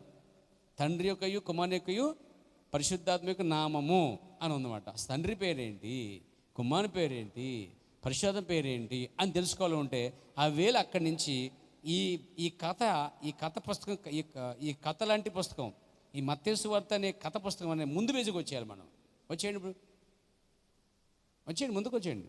మొదటి అధ్యాయము 21లో పెట్టిన వేలు అక్కడ బయలుపరచబడ్డ ఆ పేరేంటి అనేది చదవండి. ఆమెకు కుమారుని కొనును తన ప్రజలను వారి పాప నుండి ఆయన రక్షించును గనుక ఆయనకు యేసు దొరికేసిందండి ఇక్కడ. అంటే కథ చివరిలో ఎందుకు ఆయన తండ్రి కుమార పరిశుద్ధాత్మ అన్నాడో, అసలు తండ్రికి కుమారునికి పరిశుద్ధ పేరు ఏమిటో అని తెలుసుకోవాలంటే ఆ కథ చివరి నుంచి చదవటం కాదు, కానీ మధ్య నుంచి చదవటం కాదు, కానీ ముందు నుంచి చదవడం కాదు, ఫస్ట్ పేజీ నుంచి ముందు నుంచి చదవటం ప్రారంభించాలి. ఇప్పుడు మత్తయి సువార్త ముందు పేజీలు చదువుకుంటే ఆ తండ్రి పేరు ఇక్కడ కనిపిస్తుంది, ఆ కుమారుని పేరు ఇక్కడ కనిపిస్తుంది, పరిశుద్ధాత్మ పేరు ఇక్కడ కనిపిస్తుంది అండి. దేవుని నామమున మహిమ కలుగాక. సో ఆయన అంటాడు, జాన్ మేరీలు కథ లాంటిది. అది ఏమిటో కనుగోవడానికి వెనకకు వెళదాం. కరెక్ట్గా మీకు ఏం చూపించానో ప్రవక్త అదే చేశాడు ఇక్కడ. యేసుక్రీస్తు జనన విధం ఎట్లనగా అని మొదలుపెట్టాడండి. మత్తయి సువార్త రామని చెప్పాడు. దేవునికి స్తోత్రం కలుగాక. ఆయన తల్లైన మరి యోసేపునకు ప్రధానం చేయబడిన తర్వాత వారు ఏకం కాక మునుపు ఆమె పరిశుద్ధాత్మ గర్భవతిగా ఉండెను. ఏమిటి? పరిశుద్ధాత్మ. దేవుడు ఆయన యొక్క తండ్రి అని నీవు చెప్పాలనుకుంటున్నావు. దేవుడు ఆయనకు తండ్రి ఎలా కాగలడు? మరియు పరిశుద్ధాత్మ ఆయనకు తండ్రి ఎలా కాగలడు? త్రిత్వవాదులారా, నేను అంటలేదండి, ఆయన అన్నాడు, యు ట్రినిటిన్స్, త్రిత్వవాదులారా, ఆయనకు తండ్రి ఎలా కాగలడు? మీరు ఏకత్వాన్ని అపహాసం చేస్తున్నారా? కొండ వేరొక పాత్రను చూసి మాసిగా ఉన్నది అని అనలేదు. అక్కడ చూడండి, నా ఉద్దేశాన్ని గమనించండి. యేసుక్రీస్తు జన్మదినం ఎట్లనే కానీ తల్లిన మరి యోసేపునకు ప్రదానం చేయబడిన తర్వాత వరాహం కాక మునుపు ఆమె పరిశుద్ధాత్మ గర్భవతిగా ఉండను అని చెప్పాడు. తండ్రి అయిన దేవునికి దాంతో ఏ సంబంధం లేదు. తండ్రి అయిన దేవుడు, పరిశుద్ధాత్మ దేవుడు ఒక్కరు కాకపోతే యేసు ప్రభువు వారికి 2 తండ్రులు ఉన్నట్లు. ఈ పాయింట్ పట్టుకోండి మీరు. యేసుక్రీస్తుకి తండ్రిగా యెహోవా ఉన్నట్లయితే, పరిశుద్ధాత్మ కనుక పరిశుద్ధాత్మతో జన్మించినప్పుడు ఆయన తండ్రి పరిశుద్ధాత్మ అనబడతాడు తప్ప యెహోవా ఎట్లా అనబడతాడు? ఎంత ఈ పాయింట్ అర్థం చేసుకోండి. అంటే మనము తండ్రి ద్వారా పుట్టాడు అంటే ఇక్కడ ఆయన పరిశుద్ధాత్మను పుట్టాడు. మరి ఆయన తండ్రి అన్నాడు తప్ప పరిశుద్ధాత్మ తండ్రి అని చెప్పట్లేదు. జనాలు ఏమనుకుంటున్నారు ఇక్కడ? ఆయన తండ్రి యెహోవా పరిశుద్ధాత్మ పుట్టాడు అంటున్నారు. ప్రవక్త అన్నాడు, తండ్రి అయిన దేవుడు పరిశుద్ధాత్మ దేవుడు ఒక్కరు కాకపోతే యేసు ప్రభు వారికి 2 తండ్రులు ఉన్నట్లు. మన రక్షకుడు 2 తండ్రులను జన్మించిన అక్రమ సంతానం అవుతుంది. యేసుక్రీస్తు జనవిధి ఎట్లనగా ఆయన పరిశుద్ధాత్మ గర్భవతిని ధరించాను అంటే ఇక్కడ నొక్కి చెప్తున్నాడు. ఆయన యేసుక్రీస్తు ఎలా పుట్టాడని పరిశుద్ధాత్మతో జన్మించాడు అంటున్నాడు. కానీ యేసుక్రీస్తుని ఏమన్నారు వీళ్ళు? యెహోవా దేవుడు ఈయన తండ్రి అంటున్నారు వాళ్ళు. అంటే ప్రజలే వాళ్ళకి తెలియకుండానే యేసుక్రీస్తుకి 2 తండ్రులు సృష్టించారండి. అర్థమవుతుందా మీకు? ఎంత భయంకర బోధ చూడండి బయట. యేసుక్రీస్తుకి యెహోవా తండ్రి అంటున్నారు, కానీ బైబిల్ ఏమో యేసుక్రీస్తు పరిశుద్ధాత్మ జన్మించాడని ఎక్కువ చెప్తుంది. మరి ఇప్పుడు తండ్రి యెహోవా వేరు, పరిశుద్ధాత్మ వేరు అన్నప్పుడు ఖచ్చితంగా వీళ్ళు ఏం ఒప్పుకోవాలంటే యేసుక్రీస్తు జన్మించేదేమో పరిశుద్ధాత్మ ద్వారా, ఏమండి వీళ్ళన్నదేమో యెహోవాని దేవుడిగా, యెహోవాని యేసుక్రీస్తు తండ్రిగా చేశారు. యెహోవాని యేసుక్రీస్తు తండ్రి చేసినట్లయితే వాళ్ళు ఏం చేయాలి? పరిశుద్ధాత్మను కూడా కలుపుకొని ఇద్దరు ఒకటని ఒక తండ్రిని ఒప్పుకోవాలి వాళ్ళు. కానీ ఒప్పుకోరు. తండ్రి వేరు, కుమారుడు వేరు, పరిశుద్ధాత్మ వేరు. ఇప్పుడు యేసుక్రీస్తు మరి వేరువేరుగున్న వారికి పుట్టాడా? ఇద్దరికి జన్మించాడా? ఒకరికి జన్మించాడంటే బైబిల్ ప్రకారంగా ఆయన ప్రవర్తన అన్నాడు. చూడండి, పరిశుద్ధాత్మ వల్ల జన్మించాను. నీవు దాన్ని నమ్ముచున్నావా? తండ్రిని దేవుడు, పరిశుద్ధాత్మ దేవుడు ఇద్దరు ఒక్కటే, లేకపోతే ఆయనకి ఇద్దరు తండ్రులు ఉన్నట్టే. వీళ్ళు ఏమన్నారంటే ఇప్పుడు యేసుక్రీస్తుకి తండ్రి ఎవరండి? ఇందాక మనం లిస్టులో రాసాం కదా, తండ్రి పేరు యెహోవా, పరిశుద్ధాత్మ పేరు పరిశుద్ధాత్మ అన్నారు. అంటే వీళ్ళ దృష్టిలో పరిశుద్ధాత్మ వేరు, యెహోవా వేరు. ఇప్పుడు యేసుక్రీస్తు ఎవరు జన్మించాడు? పరిశుద్ధాత్మ జన్మించాడు. మరి తండ్రి ఎవరు అనబడతారు? వీళ్ళ లెక్క ప్రకారం తండ్రి వేరు, కుమారుడు వేరినట్లయితే యేసుప్రభువు తండ్రి ఎవరు? వీళ్ళ లెక్క ప్రకారంగా యెహోవా. వీళ్ళు యెహోవా అంటున్నారు, కానీ బైబిల్ ఏమంటుంది? ఆయన యెహోవాకు పుట్టలేదు, పరిశుద్ధాత్మ జన్మించని చెప్పబడింది. అప్పుడు వీళ్ళు ఏం చేయాలి? లేదు, పరిశుద్ధాత్మ యెహోవా కూడా ఒకటే అని ఒప్పుకోవాలి. కానీ Bible mission, Pentecost, Baptist, Methodist, LEF, ఏమండి ఈ సంఘాలు తండ్రిని కుమారుని వేరుగా పెట్టారు, తండ్రిని పరిశుద్ధాత్మ వేరుగా పెట్టారు. అంటే ముగ్గురు, అంతే. మన బైబిల్ మిషన్లో మూడు సింహాసనాలు వేస్తారు తెలుసా మీకు? 3 కుర్చీలు వేస్తారు. అంటే తండ్రికి ఒక సింహాసనం, కుమారుడికో కుర్చీ, పరిశుద్ధాత్మ కుర్చీ. ఓ కుర్చీ సరిపోదా? వాళ్ళ దృష్టిలో సరిపోదు. ఎందుకంటే ముగ్గురు వేరు ఉన్నారు. ముగ్గురు వేరనే మైండ్లో ఉండిపోయింది వాళ్ళకి. అలా మైండ్లో ఉన్నటువంటి వారందరూ ఎవరిని ఆరాధిస్తారంటే ముగ్గురు దేవుని ఆరాధిస్తున్నారు. అంటే అన్య విగ్రహారాధనతో సమానము. సంఘాలు చేసే ఆరాధన అంతా కూడా అన్య ఆరాధన, నిజమైన ఆరాధన కానే కాదు. వీళ్ళు యెహోవాని వేరు చేశారు, పరిశుద్ధాత్మ వేరు చేశారు. యెహోవా ఏమో యేసుక్రీస్తు తండ్రి అంటున్నారు, వాళ్ళు పరిశుద్ధాత్మ ఆరాధిస్తున్నారు, యెహోవాని ఆరాధిస్తున్నారు, యేసుక్రీస్తుని ఆరాధిస్తున్నారు. అందుకే ప్రవక్త అంటాడు, ప్రభు తన ప్రవక్త ద్వారా పలికిన మాట నెరవేరినట్లు ఇది అంతయు జరిగాను. ఇదిగో కన్య గర్భవతి కుమారుని కనును, ఆయనకు పేరు పెట్టుదురు, అది యేసు. ఇమ్మానుయేలు అనగా ఏమిటి? దేవుడు మనకు తోడే ఉండని అర్థము. తండ్రి, కుమార, పరిశుద్ధాత్మ యొక్క పేరు ఏమిటి? ప్రభువైన యేసుక్రీస్తు. నిశ్చయముగా యేసు అని పిలువబడతాడు. ఎందుకనగా ఆయన తన ప్రజలను వారి పాపం నుండి రక్షించిన రాయబడి కాబట్టి ఆయన పేరు యేసు. ప్రజలు రక్షణకు వచ్చినటువంటి వాడిని ఎవరంటే అయినా రక్షకుడైనటువంటి ఇమ్మానుయేలుగా వచ్చినటువంటి యేసుక్రీస్తు వారు. జన్మించింది ఎవరికంటే పరిశుద్ధాత్మ ద్వారా. సంఘం ఏం చేసింది? ఆయన తండ్రి పరిశుద్ధాత్మ కాదు, ఆయన తండ్రి యెహోవా అని సంఘం అంటుంది, సంఘ శాఖలు అంటున్నాయి. అంటే ఆయన తండ్రి పరిశుద్ధాత్మ అన్నాగా నేను ఒప్పుకోరండి, కుదరదు. ఏమంటారు? కుదరదు. నీ తండ్రి ఎవరు? యెహోవా, అంతే, మేము చెప్పినట్టుగా చెయ్యి. ఎవరికి ఎవరిని అంటున్నారు? అలా అంటున్నారు యేసు. ఆయనేమో పరిశుద్ధాత్మ జన్మించి చెప్తుంటే లేదు, నీ తండ్రి యెహోవా. పరిశుద్ధాత్మ మూడో వ్యక్తి, మొదటి వ్యక్తి మీ తండ్రి. వీళ్ళ దృష్టిలో మొదటి వ్యక్తి తండ్రి అయితే పుట్టింది మూడో వ్యక్తి పుట్టాడు కాబట్టి వీళ్ళ దృష్టిలో ముగ్గురు వేరు కాబట్టి యేసుక్రీస్తు ఇద్దరు తండ్రులు ఒప్పుకుని తీరాలి. వాళ్ళు ఒప్పుకుంటారా? ఒప్పుకోరు. వాళ్ళు ఒప్పుకోరు, ఇది ఒప్పుకోరు. అంటే ఎలా ఉంటుందండి వాళ్ళతోటి? కన్ఫ్యూషన్ అన్నమాట. వాళ్ళే గందరగోళంలో ఉన్నారండి, బబులోన్లో ఉన్నారు చెప్పాలంటే. దేవునికి స్తోత్రం. గమనించండి, ఇప్పుడు తండ్రి, కుమార, పరిశుద్ధాత్మ ఎవరు? ప్రభువైన యేసుక్రీస్తు అంటున్నాడు. ఆ పేరు ఏమిటి? తండ్రి అనేది పేరు కాదు, కుమారుడు అనేది పేరు కాదు, పరిశుద్ధాత్మ అనేది పేరు కాదు. ప్రభువైన యేసుక్రీస్తే తండ్రి, కుమారుడు, పరిశుద్ధాత్మ.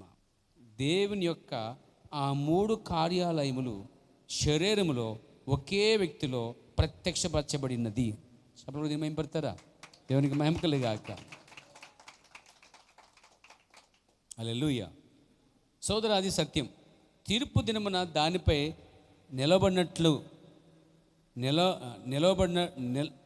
నిలబడగన్నట్లుగా నాకు సహాయం చేయదేవా అంటున్నాడండి ఇక్కడ. అంటే సరైన వాక్యం నిలబడినప్పుడు తీర్పు దినాన సరిగ్గా వాక్యం నిలబడితే అక్కడ కూడా నిలబడతా ఉంటారు. లేదంటే గడగడలాడే ఒక సమయం రాబోతుంది. చూడండి ఇక్కడ పాయింట్ చూడండి. దేవునికి స్తోత్రం.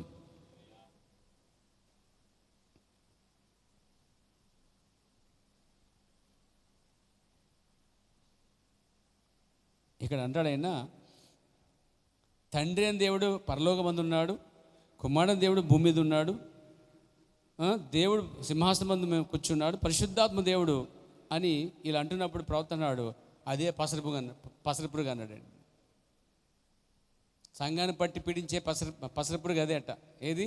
తండ్రి వేరు, కుమారుడు వేరు, పరిశుద్ధాత్మ వేరు అని నమ్ముతున్న దాన్నే పసరపురుగు అంటే పసరంతా లాగేస్తామంట. దేవునికి స్తోత్రం. కాబట్టి వ్యక్తి కాదు, కానీ అదే పరిశుద్ధాత్మ, అదే వ్యక్తి, అదే దేవుడు యేసు, ప్రభువైన యేసుక్రీస్తు తనకు తాను ప్రత్యక్షపరచుకున్నకు దేవుడు నివసించిన గుడారమే యేసుక్రీస్తు. ఎందుకనగా ఆయన ఆత్మయ్య ఉన్నాడు కనుక. దేవునికి స్తోత్రం. కాబట్టి ఇక్కడ మనం గమనించే కార్యం కూడా చూద్దాం. ఇంకో కార్యం కూడా చూద్దాం దాంట్లోనే. Praise the Lord. దేవునికి స్తోత్రం కలిగాక. పుత్రస్వీకారం అనే వర్తమానంలో 2వ భాగంలో ప్రవర్తంటాడు, క్రొత్త సంఘములో యేసుక్రీస్తు నామంలో తప్ప మరి ఇతర నామములోనైనా ఒక వ్యక్తి బాప్తిసం పొందినట్లు నాకు లేఖనములో చూపించండి. కొత్త నిబంధన సంఘములో, క్షమించండి, క్రొత్త నిబంధన సంఘములో అంటే మత్తయి సువార్త నుంచి ప్రకటన గ్రంథం ఉన్న సంఘాలలో కొత్త సంఘములో లేక కొత్త నిబంధన సంఘములో యేసుక్రీస్తు నామములో తప్ప మరి ఇతర నామములో బాప్తిసం ఇచ్చినట్లు ఒక వ్యక్తికి ఇచ్చినట్లు చూపించండి అంటున్నాడు. నాకు లేఖనంలో చూపించండి. లేదా మరో విధముగా బాప్తిసం పొందినట్లు అట్టి వ్యక్తి పరిశుద్ధాత్మను పొందుటకు యేసుక్రీస్తు నామములో బాప్తిసం పొందవలెను. మీరు వచ్చి నాకు చూపించండి. అటువంటిది ఏదియూ లేదు. యేసు అక్కడ ఇలాగూ చెప్పాను, మీరు వెళ్ళి సర్వలోకము సర్వసృష్టికి సువార్తను ప్రకటించండి. తండ్రి యొక్కయు కుమారుని యొక్కయు పరిశుద్ధాత్మ యొక్క నామముల వరకు బాప్తిసం ఇయ్యండి. తండ్రి, కుమారుడు, పరిశుద్ధాత్మ అనేది పేరు కాదు. ఆ తర్వాత అది 10 రోజుల తర్వాత పేతురు ఇట్లా చెప్పాను, ప్రతివాడు మారు మనసు పొంది పాప క్షమాపణతో ప్రభువైన యేసుక్రీస్తు నామములో బాప్తిసం పొందండి. బైబిల్లో ప్రతి చోట అలాగే ఇవ్వబడింది అన్నాడండి. డిక్లరేషన్ చేశారు ప్రవక్త. అంటే దీన్ని బట్టి ప్రవక్త బోధను ప్రజలు ఎందుకు ఒప్పుకోవట్లేదంటే, ప్రవక్త బోధన అంగీకరించారంటే వాళ్ళు హాస్టల్ బాప్తిసం పొందాలి యేసుక్రీస్తు నామములో. వాళ్ళు ఎంతమందికి అయితే ఈ బాప్తిసాలు ఇచ్చారో అందరికీ బాప్తిసాలు ఇవ్వాలి. ఇది అవమానంతో కూడిన కార్యం కాబట్టి ఎలా ఉన్నారంటే వీళ్ళు చేప కింద నీరులాగా వ్యాపించి ఏమండి దాని అంటారు కదా, తేలికూడ దొంగల వల్లే చాలా జాగ్రత్తగా వాళ్ళు కాలక్షేపం చేస్తున్నారండి. దేవునికి స్తోత్రం కలిగాక. ఇదే పుత్రశేఖరంలో ప్రవక్త ఇంకొక మాట కూడా పలికాడు. తండ్రి కాలము అందము 3 కార్యాలు ఉన్నాయి. ఒకటి పితృత్వము, తండ్రి కాలం, తర్వాత కుమారత్వము, తర్వాత పరిశుద్ధాత్మ కాలం. తండ్రి ఏ కాలంలో ఇప్పుడు పనిచేయుచున్నాడు? పరిశుద్ధాత్మని జనులు చెప్పిరి. పరిశుద్ధాత్మ గతములో ఆయన దేనిగా ఉండెను? అంతకుముందు దినములో దేనిగా ఉండెను? తండ్రి, కుమారుడు, దేవుడు ఒక్కడే. అది నిజమేనా? ఆయనే తండ్రి, కుమారు మరియు పరిశుద్ధాత్మ, అవి 3 ఒకే దేవుని యొక్క కార్యాలయములు, ఒక్కడే దేవుడు. అయితే ఇప్పుడు ఒక తండ్రి అనేది పేరు కాదు. అది నిజమేనా? మిమ్మును అడగొరుచున్నాను. మత్తయి సువార్త 28:19 మీకు కోరుచున్నాను. కాబట్టి మీరు వెళ్ళి సర్వలోకం సువార్తను ప్రకటించుడి. తండ్రి యొక్క కుమారుని పరిశుద్ధాత్మలో బాప్తిసం ఇవ్వండి. ఇప్పుడు మీరు వాక్యమును ఎంత బాగుగా ఎరిగి ఉన్నారో నేను తెలుసుకుని కోరుచున్నాను. నేను గీతను దాటిపోయినప్పుడు మీరు నాతో చెప్పండి. ప్రవక్త అన్నాడు, ఆయన నా వారితో చెప్పాను, మీరు సర్వలోకంలోకి వెళ్ళి సర్వసృష్టి సువార్తను ప్రకటించండి. నమ్మి బాప్తిసం పొందేవాడు రక్షించబడు, నమ్మని వాడి శిక్ష విధించబడును, నమ్మిన వారి వలన ఈ సూచన కనబడును అని చెప్పుకొచ్చాడండి. దేవునికి స్తోత్రం కలగాక. కాబట్టి ఎక్కడ తప్పిపోయారు వీళ్ళు అంటే ప్రవక్త అన్నాడు, ఇప్పుడు వినండి, చరిత్రకారులు అడుగుచున్నారు, ఇది టేప్ మీద ఉన్నది, ఇది ప్రపంచమంతటికి వెళ్ళును. 60 సంవత్సరాల్లోనే ప్రవక్త అన్నాడు, నేను మాట్లాడుతున్న రికార్డ్ అవుతుంది, ఇది ప్రపంచమంతా వెళ్ళును అంటున్నాడండి. 60 సంవత్సరంలో ఇక్కడ ఏమన్నారు? అప్పటికి ఎవరు లే మనం, బట్ అది ఇక్కడ మనకు వస్తుందండి. దేవునికి స్తోత్రం కలగాలి. ఇది టేప్ మీద ఉన్నది. ఇది ప్రపంచమంతా విలును. తండ్రి కుమార పరిశుద్ధాత్మ నామములో బాప్తిజం ఇచ్చుట క్యాథలిక్ చర్చి నైస్య కౌన్సిల్ సభ యొద్ద ప్రారంభించెను. రాసుకోండి కార్యాన్ని. అసలు తండ్రి కుమార పరిశుద్ధాత్మ బాప్తిజం మీద ఎప్పుడు ప్రారంభించబడింది అన్నాడు. Praise God. తండ్రి కుమార పరిశుద్ధాత్మ నామములో బాప్తిజం ఇచ్చుట క్యాథలిక్ చర్చి నైస్య కౌన్సిల్ సభ యొద్ద ప్రారంభించెను. అంతకుముందు ఏ ప్రొటెస్టెంటు అయినా కానీ ఆ విధముగా బాప్తిజం పొందినట్టు చరిత్రలో కానీ లేఖనములో కానీ ఉన్నదేమో చూపించండి. అది టేప్ మీద ఉన్నది. ఇది ప్రపంచమంతటికి వెలును. 37 వివిధ భాషల్లోనికి వాటిని అనువదించిరి. సముద్రము దాటి వచ్చుటకు అగు ఖర్చు నేను ఇచ్చేదను. తండ్రికి పరిశుద్ధాత్మను సిద్ధాంతము తప్పు. అది క్యాథలిక్ తప్పుడు బోధ. క్రైస్తవ బాప్తిసము కాదది, నిజం. దాన్ని క్యాథలిక్ చర్చి నుండి లోతులు తెచ్చుకున్నాడు. వెస్లీ దాన్ని వెంబడించాను. కానీ ఇది దేవుని కుమారుల ప్రత్యక్ష దినము. దేవునికి స్తోత్రం కలిగాక. అది ఎలా వెంబడిస్తూ వస్తున్నదో, ఎవరు తెచ్చుకున్నారో దేవుని కుమారులకు అది బయలుపరచబడుతుంది అంటాడు. ఓ దేవునికి మహిమ కలుగాక. ఏమన్నాడు ఇక్కడ? అది నిజం. క్యాథలిక్ చర్చి నుండి లోతులు తెచ్చుకున్నాను. వెస్లీ దాన్ని వెంబడించాను. కానీ అది దేవుని కుమారుల ప్రత్యక్ష దినము. జగత్తు పునాది వేయబడక ముందే దేవుడు దాన్ని దాచబడిన మర్మములు బయలుపరచబడి ఉన్నవి. నిత్యముగా అది ఈ గడి అంటున్నాడండి. అంటే ఇంతకాలం మరిగిన దాన్ని ఇప్పుడు బయలుపరిచాడండి ఆయన. బాప్తిజం గురించిన విషయాలు చాలా కార్యాలు ఉన్నాయండి. తండ్రి కుమార పరిశుద్ధాత్మ నామములు ఎన్నడూ ఏ వ్యక్తి బాప్తిజం పొందలేదని గుర్తుంచుకోండి. చివరి అపోస్తుడు చనిపోయిన తర్వాత, ఇది చాలా ఇంపార్టెంట్ చరిత్ర. ఇది 300 సంవత్సరముల వరకు ఎవరునూ తండ్రి కుమార పరిశుద్ధాత్మ నామములో బాప్తిజం పొందలేదు.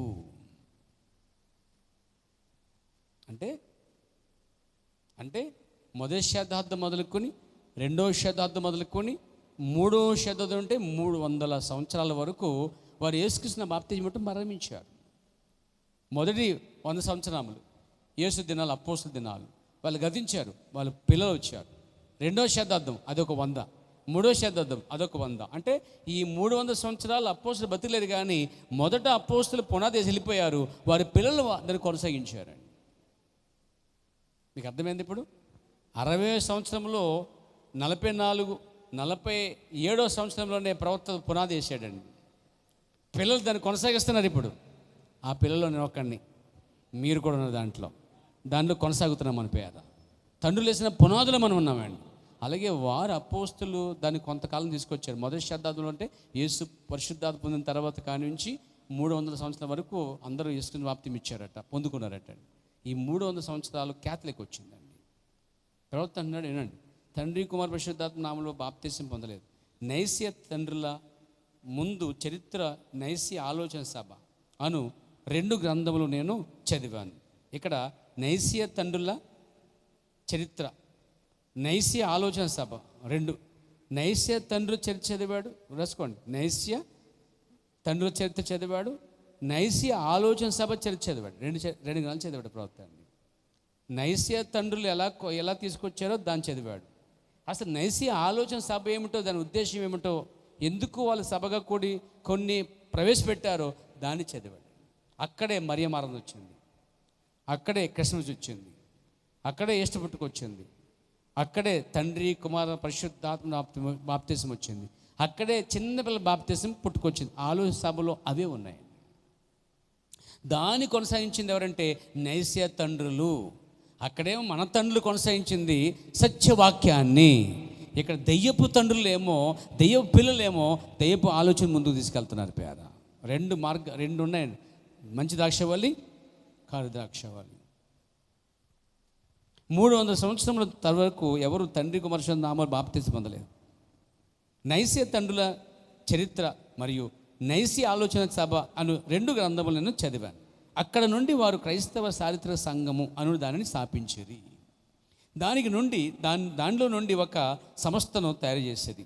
జనులందరినీ బలవంతంగా అందులోనికి లాగిరి. అదే క్యాథలిక్ సంఘం. క్యాథలిక్ అను పదమునకు యూనివర్సల్, చారిత్రక అని అర్థము. ఒక చారిత్రక క్రైస్తవ సంఘము ప్రపంచవ్యాప్తము. ఈ క్రైస్తత్వమును ప్రపంచమంతా ఒకటే సంఘము కప్పును. ఈరోజు ప్రపంచమంతా ఎక్కువ శాతం వ్యాపించింది ప్రొటెస్టెంట్స్ కన్నా ఎక్కువ రోమన్ క్యాథలిక్ వారే ప్రపంచమంతా వ్యాపించారండి. దేశాలు, రాష్ట్రాలు, మెగా సిటీలో ఏమండి చాలా చోట్లకి ఈది మూలకు కూడా రోమన్ క్యాథలిక్ బాగా వ్యాపించిందండి. అంటే ప్రొటెస్టెంట్ సంఘాల కన్నా అతి వేగముగా వెళ్ళిన సంఘాలు రోమన్ క్యాథలిక్ అండి. ఎక్కువ శాతం కూడా ఉన్నది కూడా వాళ్ళే, మెజారిటీ అంతా వాళ్ళదే. అందుకే కొన్ని చోట్లకి మీరు వెళ్ళినప్పుడు, మద్రాసు, బొంబాయో, కొన్ని ఢిల్లీ వెళ్ళినప్పుడు మీరు క్రిస్టియన్ అని చెప్పగానే 2 ప్రశ్నలు వేస్తారు మీకు. ఇక్కడ కాదు, వేరే రాష్ట్రాల్లో. Are you Catholic, are you Protestant అంటారు అన్నమాట. నువ్వు క్యాథలిక్వా లేకపోతే ప్రొటెస్టెంట్ అని అడుగుతారు అన్నమాట. ఈ 2 ప్రశ్నలు వేస్తారు. కావాలంటే సరదాగా వెళ్ళి 2 సార్ తెలుస్తుంది మీకు కూడా.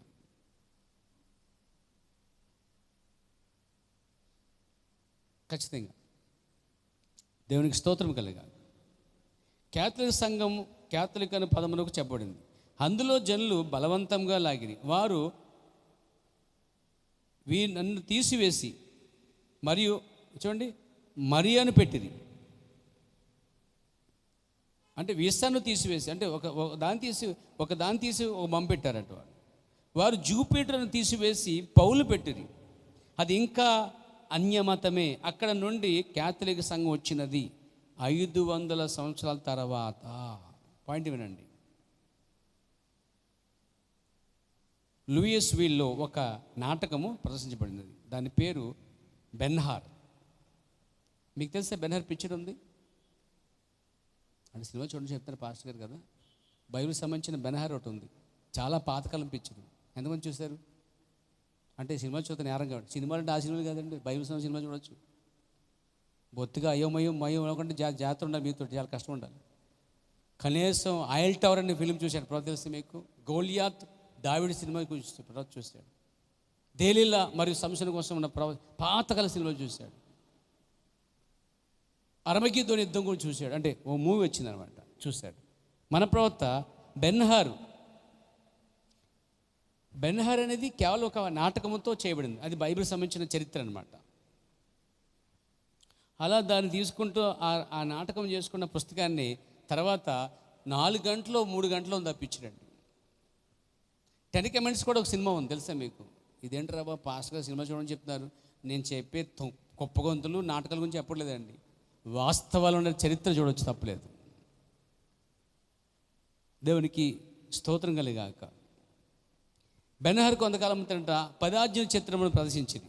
బెన్హార్ తర్వాత ఏమొచ్చిందంటే 10 ఆజ్ఞల చిత్రమును తీసుకుని వచ్చారు. అంధకార యుగములోని 1500 సంవత్సరములను వారు చిత్రముగా చేసి ఉంటే బాగుండును, వారది నిర్మించేతే బాగుండును. 1500 సంవత్సరాల పాటు వారు అన్యులు హింసించిరి. ప్రతి వారిని వారు బలాత్కారముగా పట్టుకుని చంపిరి, తాళ్లతో ఉరివేసిరి.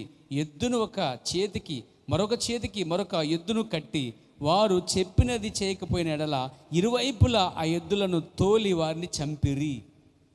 రోమన్ క్యాథలిక్ అనే మతంలోకి రావడానికి నిజ క్రైస్తవుల్ని హింసించి బాధించి భయంకర చిత్రం చేసి లాక్కున్నారట వాళ్ళు. రోమన్ క్యాథలిక్ వారు ఆ సిద్ధాంతాలకి ఇది ఎలాగంటే ప్రవర్తన రాడు.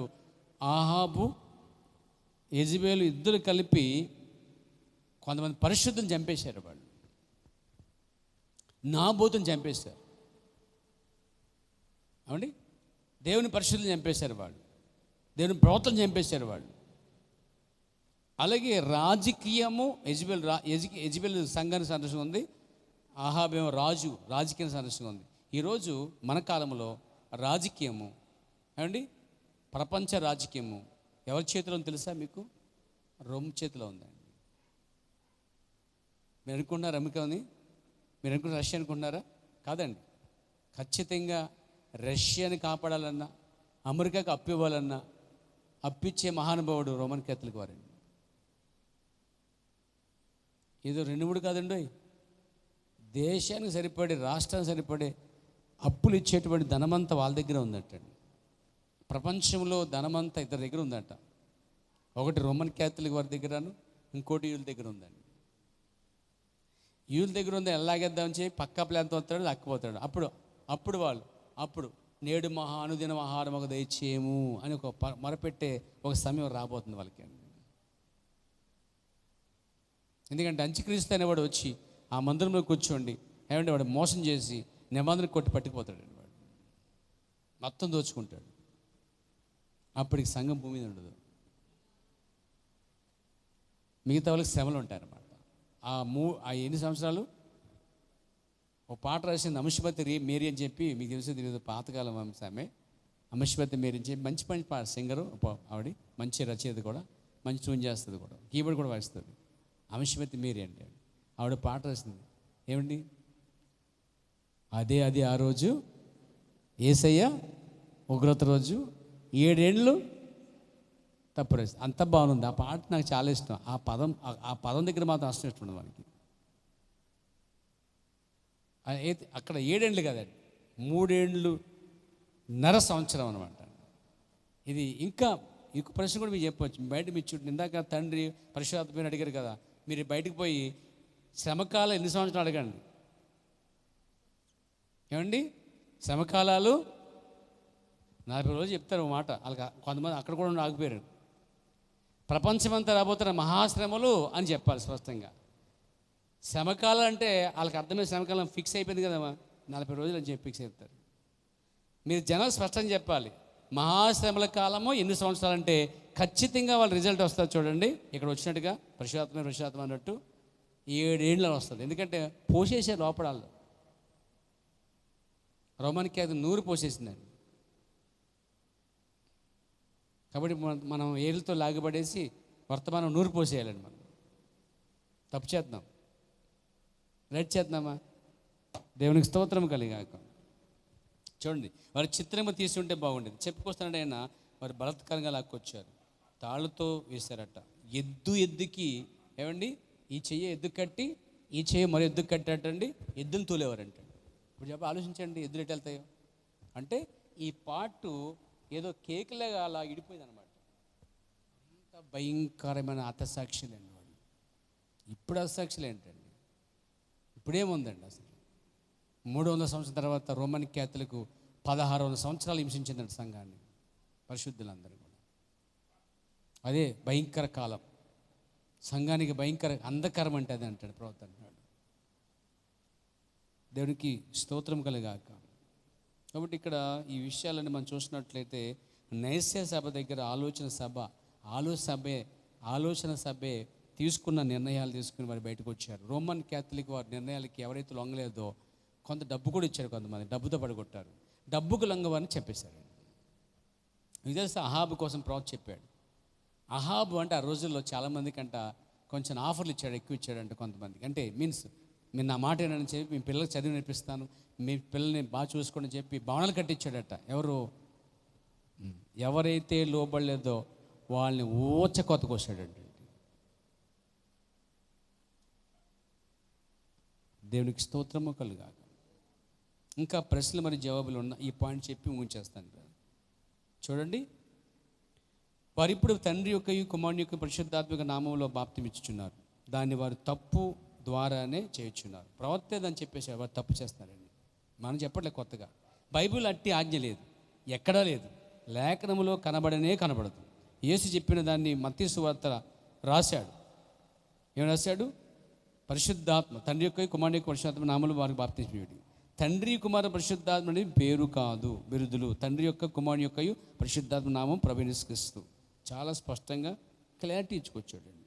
ఇంకా పైన బైబిల్ అది ప్రతి వ్యక్తికి ప్రభువైన యేసుక్రీస్తు నామంలో బాప్తిసం ఇచ్చినట్లు చూడగలం.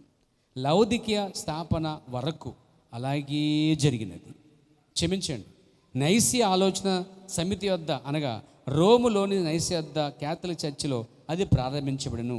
అంటే 300 సంవత్సరాల తర్వాత నుంచి లౌదిక సంఘం కాలం వచ్చే వరకు కూడా ఈ 1600 సంవత్సరాలు కూడా సంఘం అంధకారంలోనే ఉంది. అంటే అపోస్తలుల పౌలు తర్వాత, ఎఫెసు తర్వాత మీరు చూస్తారు, స్మరణ, ప్రెగ్మా, త్యూతయ, సార్దిస్, ఫిలదెల్ఫియా వరకు కూడా మొత్తం సంఘం చీకట్లో పోయిందండి. వెలుగు ఎప్పుడు వచ్చింది తెలుసా అండి? లౌదికల వెలుగు వచ్చిందండి. దేవునికి స్తోత్రం కలిగాక. సూర్యోదయం వర్తమానం బోధించాడు ప్రవక్త అండి. దేవునికి మహిమ కలుగును గాక. అంటాడు. ఇక్కడ బైబిల్ ప్రతి వ్యక్తి నైసి ఆలోచన సభ యొద్ద వారు ప్రారంభించారు. పెంతెకొస్తు సంఘం 2 గుంపులుగా విడిపోయినది.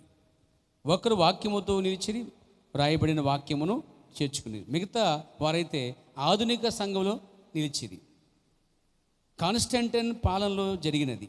కాన్స్టంటైన్ మత వ్యక్తి కాదు. ప్రారంభం నుండి అతడు అన్యుడే. అతడు ఒక రాజకీయవేత్త. ఐక్యపరచగోరెను.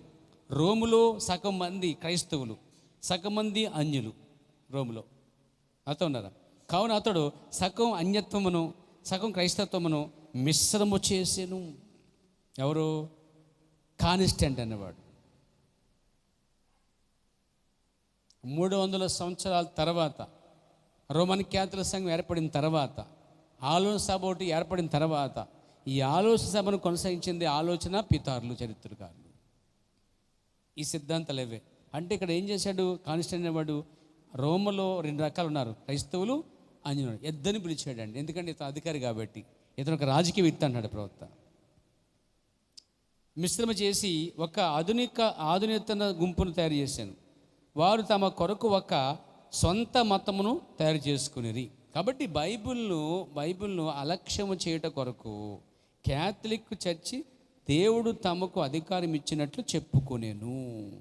దాని ద్వారా దేన్నైనా మార్చడకు కానీ, కోరినది చేయటకు కానీ అధికారం ఇచ్చినదనిరి. అంటే వాళ్ళు ఇష్టాసరంగా చేయొచ్చు అంటే వాళ్ళు ఏం చెప్తే అదే. అసలు రోమన్ క్యాథలిక్ బైబిల్నే పూర్తిగా పక్కన పెట్టేసింది. అందుకే చేతులు ఊపుకుంటూ వెళ్ళిపోతారు వాళ్ళు ఇప్పటికీ. బైబిల్ రాను కాలం ఇబ్బంది అని చెప్పేసి వాళ్ళు బైబిల్కి మన కళ్ళు కలిపి 62 పుస్తకాలకి 72 పుస్తకాలు వేసి బైబిల్ పెద్దగా చేసి లేని అన్ని కలిపి వాళ్ళు మొత్తం మిశ్రమ చేసి పడేసిన సంఘమే రోమన్ క్యాథలిక్ సంఘం. దాని చరిత్ర చెప్తున్న ప్రవక్త మీకు ముంచేస్తుంది. ఈ మాట వినిపారు. అది నిజంగా దేవుని ద్వారా అనుగ్రహించబడినది అయినచో మనమందరము తప్పులో ఉన్నట్లే. ఏది? రోమన్ క్యాథలిక్ చేసేది అంతా దేవుని సారంగానట్లయితే మనం తప్పులో ఉన్నట్లే అన్నాడు ప్రవక్త.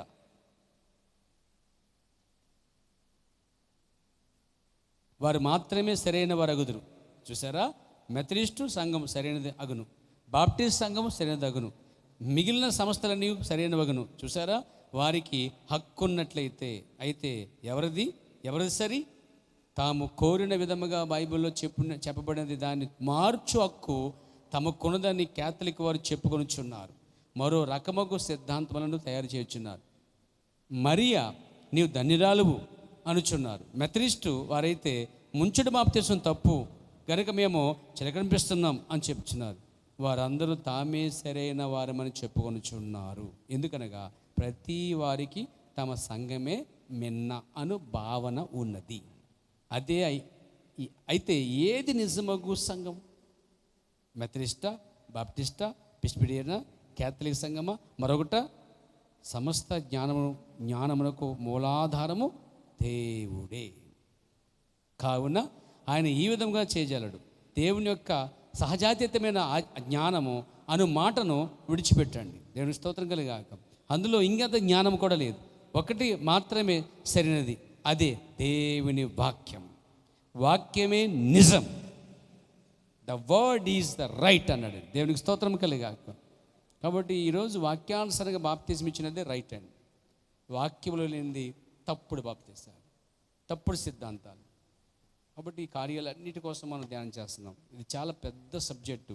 ఈ తండ్రి కుమార్ పరిశుద్ధాత్మ అనేది అన్ని వైపులు తీసుకుని వచ్చినట్లయితే సంఘానికి పూర్తి అవగాహన వస్తుంది. మీరు ఇన్ని మర్చిపోకున్నట్లయితే నేను చాలా సంతోషిస్తానండి. దేవుడిని దీవించండి గాక. లేచి పడదాం.